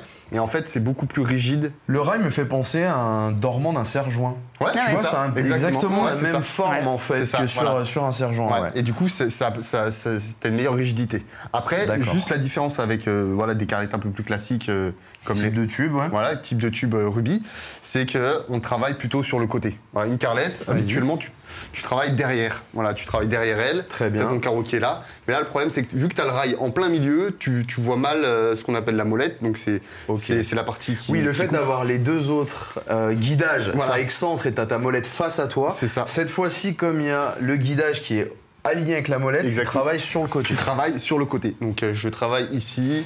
Voilà, je travaille tout sur le côté. Donc là, tu nous as amené un bout de carreau pour nous faire une démonstration. Exactement. Non, mais il est chaud, chaud. Exactement. Et donc, ici, c'est une carlette où, pareil, le mouvement, c'est en tirant. Voilà, la plupart, c'est en poussant. Bon, ici, donc là, tu tires vers toi pour couper et tu ne pousses pas, d'accord. Comme dit, voilà, je suis sur le côté. J'aime bien, moi, les parallèles. C'est un petit peu comme l'utilisation des rabots ou des scies. Tout ce qui va être asiatique, tu vas tirer vers toi. Ah ouais? Ouais, parce qu'en fait, après, c'est encore des trucs, des anecdotes, c'est que nous, on a des moyens, en gros, plus européens, on va plutôt pousser, mais ça nous contraint à bloquer la pièce. Et eux, ils vont travailler, d'une main, ils peuvent la tenir, et ils vont couper en tirant. Donc, ils ont besoin de moins de matériel. C'est beaucoup plus dur de faire un effort quand on a le coude comme ça, en poussant, alors qu'en tirant, on a beaucoup plus de force. D'accord, donc en plus... En fait, si tu prends une haltère ou un élastique, tu auras beaucoup plus de force en tirant comme ça qu'en poussant. Tu vois ce que je veux dire? Et donc, du coup, naturellement... T'auras plutôt tendance à tirer. Vous deux, là, vous êtes des carleurs spécialistes. Est-ce que vous y trouvez vraiment mieux? Ou est-ce que vous achetez ça parce que c'est la mode? Ce que je veux dire, c'est que demain, si tu revenais à une carlette standard, je veux dire, est-ce que vous y voyez une vraie différence? Ou est-ce que c'est juste parce que quand t'as été chez ton fournisseur, il vendait ça, t'as pris ça? Moi, je parle vraiment de Sigma parce que c'est une marque que j'apprécie, pardon. Et en fait, c'est une marque, c'est une petite marque qui sort les outils, qui sort pas beaucoup d'outils, mais qui met 10 ans à le mettre en place, cet outil. Et pendant 20 ans, il sera sur leur gamme. Alors que la plupart des autres marques, du style Ruby, Raimondi et compagnie, t'as l'impression que c'est un peu le marketing du smartphone. Le toujours plus, l'innovation tous les ans, je te rajoute toujours mieux. Je te rajoute une petite merde. Ouais, je suis d'accord. Nous, pour le coup, on a ça typiquement dans l'audiovisuel. T'achètes le dernier Sony Alpha, t'achètes le 3, 4 mois après, il y a le 4 qui sort. T'as envie de leur dire, vous nous prenez vraiment pour des cons. Ça, c'est vraiment pas la politique de Sigma. Tous leurs outils sont bien aboutis, sont bien conçus, ils sont bien pensés.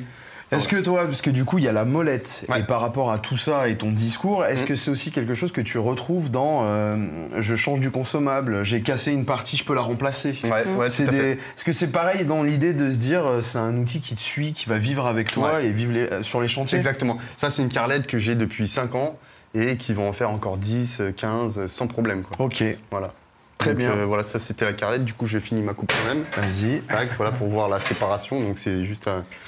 Là, c'est intéressant de voir, Anthony, qu'il a séparé avec le même manche qu'il a tiré. Parce qu'il y a aussi beaucoup de carlettes où tu as un deuxième petit manche sur le côté qui va te servir qu'à séparer. C'est vrai qu'en termes d'ergonomie, c'est bien pensé aussi. Voilà, et puis tu as moins de pièces. Là, c'est simple. Hein. Là, il n'y a rien qui bouge. Il n'y a pas de... Quand je veux séparer, c'est juste le mouvement qui fait que je sépare. En fait, j'appuie juste, tu vois. Mais il n'y a pas de pièces qui bougent, qui se... Et c'est toi qui viens là, vraiment... En fait, je pousse vers le haut et je tire en même temps. Voilà, et c'est toi qui gères la pression que tu mets dessus. Exactement. Donc j'ai fait ça. Mais tu vois, il n'y a aucun mouvement là. Il n'y a aucune pièce qui s'est baladée ou quoi. Et là, j'appuie et puis... Ok, tes deux plateaux sont... Ah, mais il y a ça aussi qui est assez intéressant. Les bichons, les deux parties où reposent en fait les carreaux, lorsqu'on vient de faire notre coupe, les deux sont montés sur ressort. Donc naturellement aussi, quand toi tu vas donner le petit impact pour les séparer, elles vont avoir tendance à bien casser net, j'imagine. C'est ça. En fait, ça permet que le carrelage, et puis il est la place de se casser en fait. Très bien. Tout simplement. Ouais, ok. Du coup, la suite de ce que vous vouliez nous partager, et il y a aussi des petites astuces. On avait commencé à parler un petit peu de ça, et je crois que ça vous sauve la vie. Les cales chinoises. Exactement. Donc là, vous les appelez les cales chinoises. Pourquoi, comment?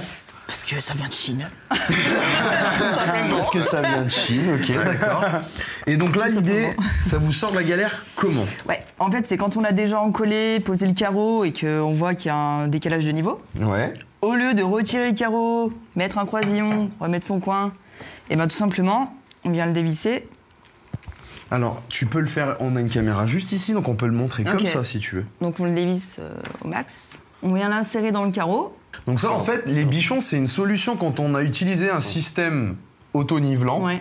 Et il y a eu un problème, c'est ça. Et au lieu de se dire, on réenlève tout pour remettre une base qui va dessous, ceux-ci, tu peux les insérer. Ah ouais. D'accord, j'ai compris. Tu les insères, ça vient dans la colle et ça remplace celui qui a pété, en fait. C'est ça.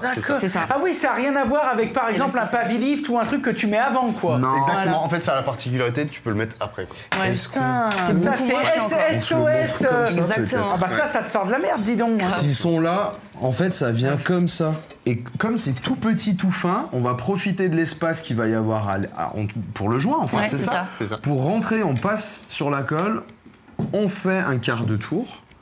Et là, on vient choper les carreaux et on rattrape notre truc. Le seul truc qu'il faut faire un petit peu gaffe, c'est que vu que la tige est en métal, le mieux c'est d'y enlever 24 heures après et de pas trop tarder, parce que s'il y a de la colle qui s'est mise au niveau de la tige, des fois c'est dur à enlever et on peut malheureusement laisser la tige à l'intérieur qui déborde du joint. D'accord, ok. Ah oui, parce que alors là, c'est quelque chose de récupérable. C'est-à-dire que c'est pas comme un pavilift ou quoi que ce soit que tu pètes et que tu casses et qui fait partie après de la meuleuse et c'est chiant. D'accord, bah ouais. Autre chose, c'est un coupe-verre. C'est un coupe-verre. Ça ressemble à un stylo, voilà, avec au bout une roulette en diamant. Voilà, comme ce qu'il y a au bout d'une carlette. C'est une mini-molette. C'est une mini-molette. Une mini-molette, quasi, on peut appeler ça. Exactement. Et donc, avec ça, effectivement, bon, c'est fait pour couper normalement le verre, mais ça marche totalement sur du... Alors du coup, moi j'ai une question, parce que tu me dis ça coupe le verre. Alors autant, là, on est sur quelque chose d'ultra brillant, ultra lisse, quasiment du verre. Sur quelque chose de plus texturé, tu le tentes et ça marche pareil? Ça marche pareil, ouais. Ok. Non mais en gros, là, ce que tu es en train de nous dire, c'est que c'est comme une molette de carlette manuelle, quoi. Montée sur un stylo. Montée sur un stylo, c'est ça. Voilà, c'est ça. Tu vois, c'est plus fait pour faire des coupes un peu plus simples, du style comme ça. Et après, j'y sépare. Oui, non mais ça fonctionne parfaitement. Mais là, d'accord. Même avec le fibré. C'est ça. Et là, tu nous as séparés à la main, faut le dire aussi. Hein. Oui, je les séparés à la main. À côté, nous, on s'amuse. C'est du 3, ça? Ouais. Très bien. Et derrière, il y a la fibre. Voilà. On va finir sur un dernier truc. Tu as ramené une paire de genouillères. Tu m'as dit que c'était un truc que tu kiffais vraiment. Est-ce que tu peux nous en dire plus? Par exemple, voilà, c'est des genouillères que j'ai depuis longtemps.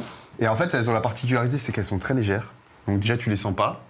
Voilà, donc des fois tu les oublies. Souvent on rentre dans le camion. Midi, on oublie de les enlever, on les a. On mange ensemble. Tu vas manger, tu vois, à partir du moment où tu manges avec tes genouillères, c'est que tu sais qu'elles te dérangent pas. C'est bon signe en fait. C'est bon signe.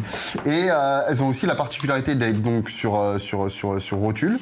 Et ce qui permet à la genouillère de faire un mouvement, d'accompagner ta jambe quand tu marches, par exemple. Et du coup, elle ne tombe pas. Tu vois. Ok, il y a une articulation entre les deux qui reproduit en fait comme ton genou. Donc exactement. en fait, ça suit ta jambe. Ça suit ta jambe et quand tu marches, parce que c'est souvent quand tu marches que tes genouillères elles tombent, tu sais. D'accord. Et ben là, elles restent au même endroit. En fait, classiquement, celles que utilisent les autres carreleurs, des plus simples. Ils sont jamais sur. T'es bien quand tu bosses, mais le reste du temps, t'es pas bien. Quand tu marches, ça tombe et tout. Donc là, c'est quelque chose que tu peux garder sur ta journée de travail et ça te pose pas de problème. Après, il y en a qui supportent pas beaucoup m'ont dit qu'ils supportaient pas le fait que ce soit accroché derrière et que ça pouvait hériter parfois. D'accord, ok. Mais moi, je trouve pas, non. Franchement, les Jackson, c'est vraiment. Ok, donc celle-ci, c'est des Jackson, c'est ça? Jackson, ouais. Et ça, tu trouves ça où? Moi, j'achète sur Amazon. D'accord, ok, non mais il faut le dire aussi, parce que peut-être qu'il y avait des choses... Elles valent vraiment pas cher, quoi. Bon, celle-là, c'est le modèle, en gros, haut de gamme, mais il y a un modèle plus accessible, qui doit être à 50 €, je crois, un truc comme ça, ou 40, je sais plus. Ok. Mais vraiment, c'est pour moi, c'est indispensable, quoi. Après, de la même manière, si c'est ton métier, les bichons, n'hésitez pas à investir dans vous-même. C'est la chose qui sera le plus rentable, en fait. Parce que si tu peux plus bosser au bout de 10 ans parce que t'es complètement claqué, ça va peut-être le coup d'investir. C'est clair. du bon matos. C'est ça. Bon, je vais aller essayer le coupe-verre, moi, parce que... Vas-y. Bon, il faut que ça chante. Il faut que ça chante. Ça chante pas beaucoup. Ça fait mal aux oreilles au début. Ça a pas trop chanté. Et après, c'est parti en... Mais regarde, ça a bien coupé. Vous y connaissez rien, votre truc. Bon, c'est nickel. Mais tu vois, tu savais que ça existait, toi, ça, pour le carrelage? Pour le carrelage, non, du coup. Après. C'est pas mal, t'as vu, une tête rotative et tout. Mais ça vaut. 15 balles. Ça vaut 10 balles, quoi. Même pas, ouais. 15 balles, bah tu peux pas avoir une molette en diamant et tout. Bah, c'est du diamant synthétique. Non, mais c'est du diamant de Wish ou c'est du. Non, parce que nous, là, il y a 15 jours, on a reçu un spécialiste du verre. Ouais. Lui, il est venu avec un truc qui coûtait quasi 600 balles. Non, mais d'accord. Tu vois ce que je veux dire? Pas les mêmes matériaux. Oui, voilà. Ouais. Non, mais parce que son truc, il était en diamant. Le verre. Carbure tungstène, même, non? Je sais pas s'ils étaient au carbure. Les bolettes. Le verre, c'est pas bien dur, hein, comparé à du carrelage. Parce que là, vraiment, en fait, c'est à l'oreille. Faut vraiment que ça chante, tu vois. Ouais. C'est vraiment ce bruit-là. Et puis, même quand tu sépares, bon. Voilà. Faut vraiment que ça chante. Celui-ci, vous le dégainez quand? Eh ben, moi, je le dégaine. Par exemple, tu vois, j'ai un carreau qui fait 3 mètres, mais sur 30 cm. Ouais. Il fait 3 mètres, d'accord, sur 30 cm. Et ben, je veux qu'il fasse plus que 2 mètres. Et ben, je prends une équerre, tu sais, du style. Ah oui, et craque vite fait. Exactement. Bam, je prends mon séparateur et boum, je coupe. Et après, cutter pour couper la trame derrière. Voilà, exactement. Marine, on te retrouve où pour tous les bichons qui nous regardent, qui veulent en savoir plus? Sur le compte Instagram MD Carrelage. D'accord, Instagram MD Carrelage. Et Facebook aussi. Oui, Facebook. T'es beaucoup sur Facebook. Ouais. Pareil, MD Carrelage. Et l'ami Thomas. TS Carrelage. Ouais. TS Carrelage. Moi, ce sera plus sur Instagram et TikTok. Instagram. Ça vous amène peut-être de la concrétisation, c'est-à-dire quand les gens hésitent et qu'ils se renseignent sur vous, ils se disent ça fait une belle vitrine. J'allais dire de la crédibilité. Ouais. Qu'est-ce qu'ils disent les clients quand ils vous voient arriver tous les deux? Bah, ils disent que je suis son assistante. Putain, c'est dingue! Oui, mais l'assistant qui décharge tous les carreaux comme ça! Non, mais c'est ouf parce que la personne qui nous a dit ça, on a fait une émission il y a pas longtemps, on a eu Marie-Pierre qui est très gentille, qui est couvreuse en Bretagne. Et elle donc il travaille avec son mari. D'accord. Et on lui dit, bah alors qu'est-ce qu'elle dit? Oh bah souvent on me prend pour son assistante. Je dis, putain, mais c'est incroyable ça, les gens sont encore pas prêts quoi. Ou des trucs lunaires, mais vous avez pas monté sur le toit? Bah si je suis couvreuse, c'est mieux. Et du coup, elle dit, bah ils sont interloqués le premier jour.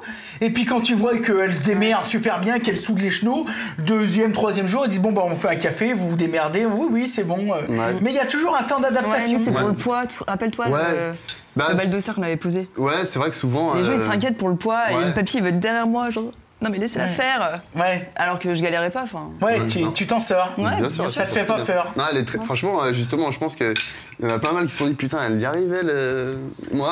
Et puis vous bossez pas avec vos bras, vous bossez aussi avec votre tête. Oui. J'ai vu plein de choses d'aménagement ou les petits systèmes à roulettes. Tu mets les gravaux par-dessus, des leviers, des trucs. Donc la tête et puis vous êtes bien équipé et puis et fit aussi. Tu vois. Vous allez au sport ou c'est que le carrelage? Non, c'est que le carrelage. Non mais arrêtez, c'est impossible. Le carrelage et l'amour. Ouais. Putain, parce que c'est impossible. Moi, j'en ai fait pas mal du carrelage, j'ai jamais été comme ça. Oui, mais t'as fait beaucoup de plomberie aussi. J'ai fait beaucoup de cantine aussi, en fait. Bon, les bichons, comme d'habitude, on va conclure, mon petit Anto. Exactement, très belle émission. Ouais, très belle émission, c'était super. Plein de trucs, qu'est-ce qu'on leur dit? On leur dit qu'on met tous les liens dans la description. Dans la description, comme d'habitude. On leur dit qu'ils peuvent s'abonner, nous soutenir, etc. Tout. S'engager sur l'émission. Il y a des questions qu'on va vous poser aussi sur les réseaux, donc vous pouvez y répondre. On en parlera la fois prochaine aussi. Ouais. Donc, merci. Et puis, à la prochaine. Salut les bichons. Allez, salut les bichons. Salut. Bye. C'était la matinale à voir et à revoir sur tous nos réseaux.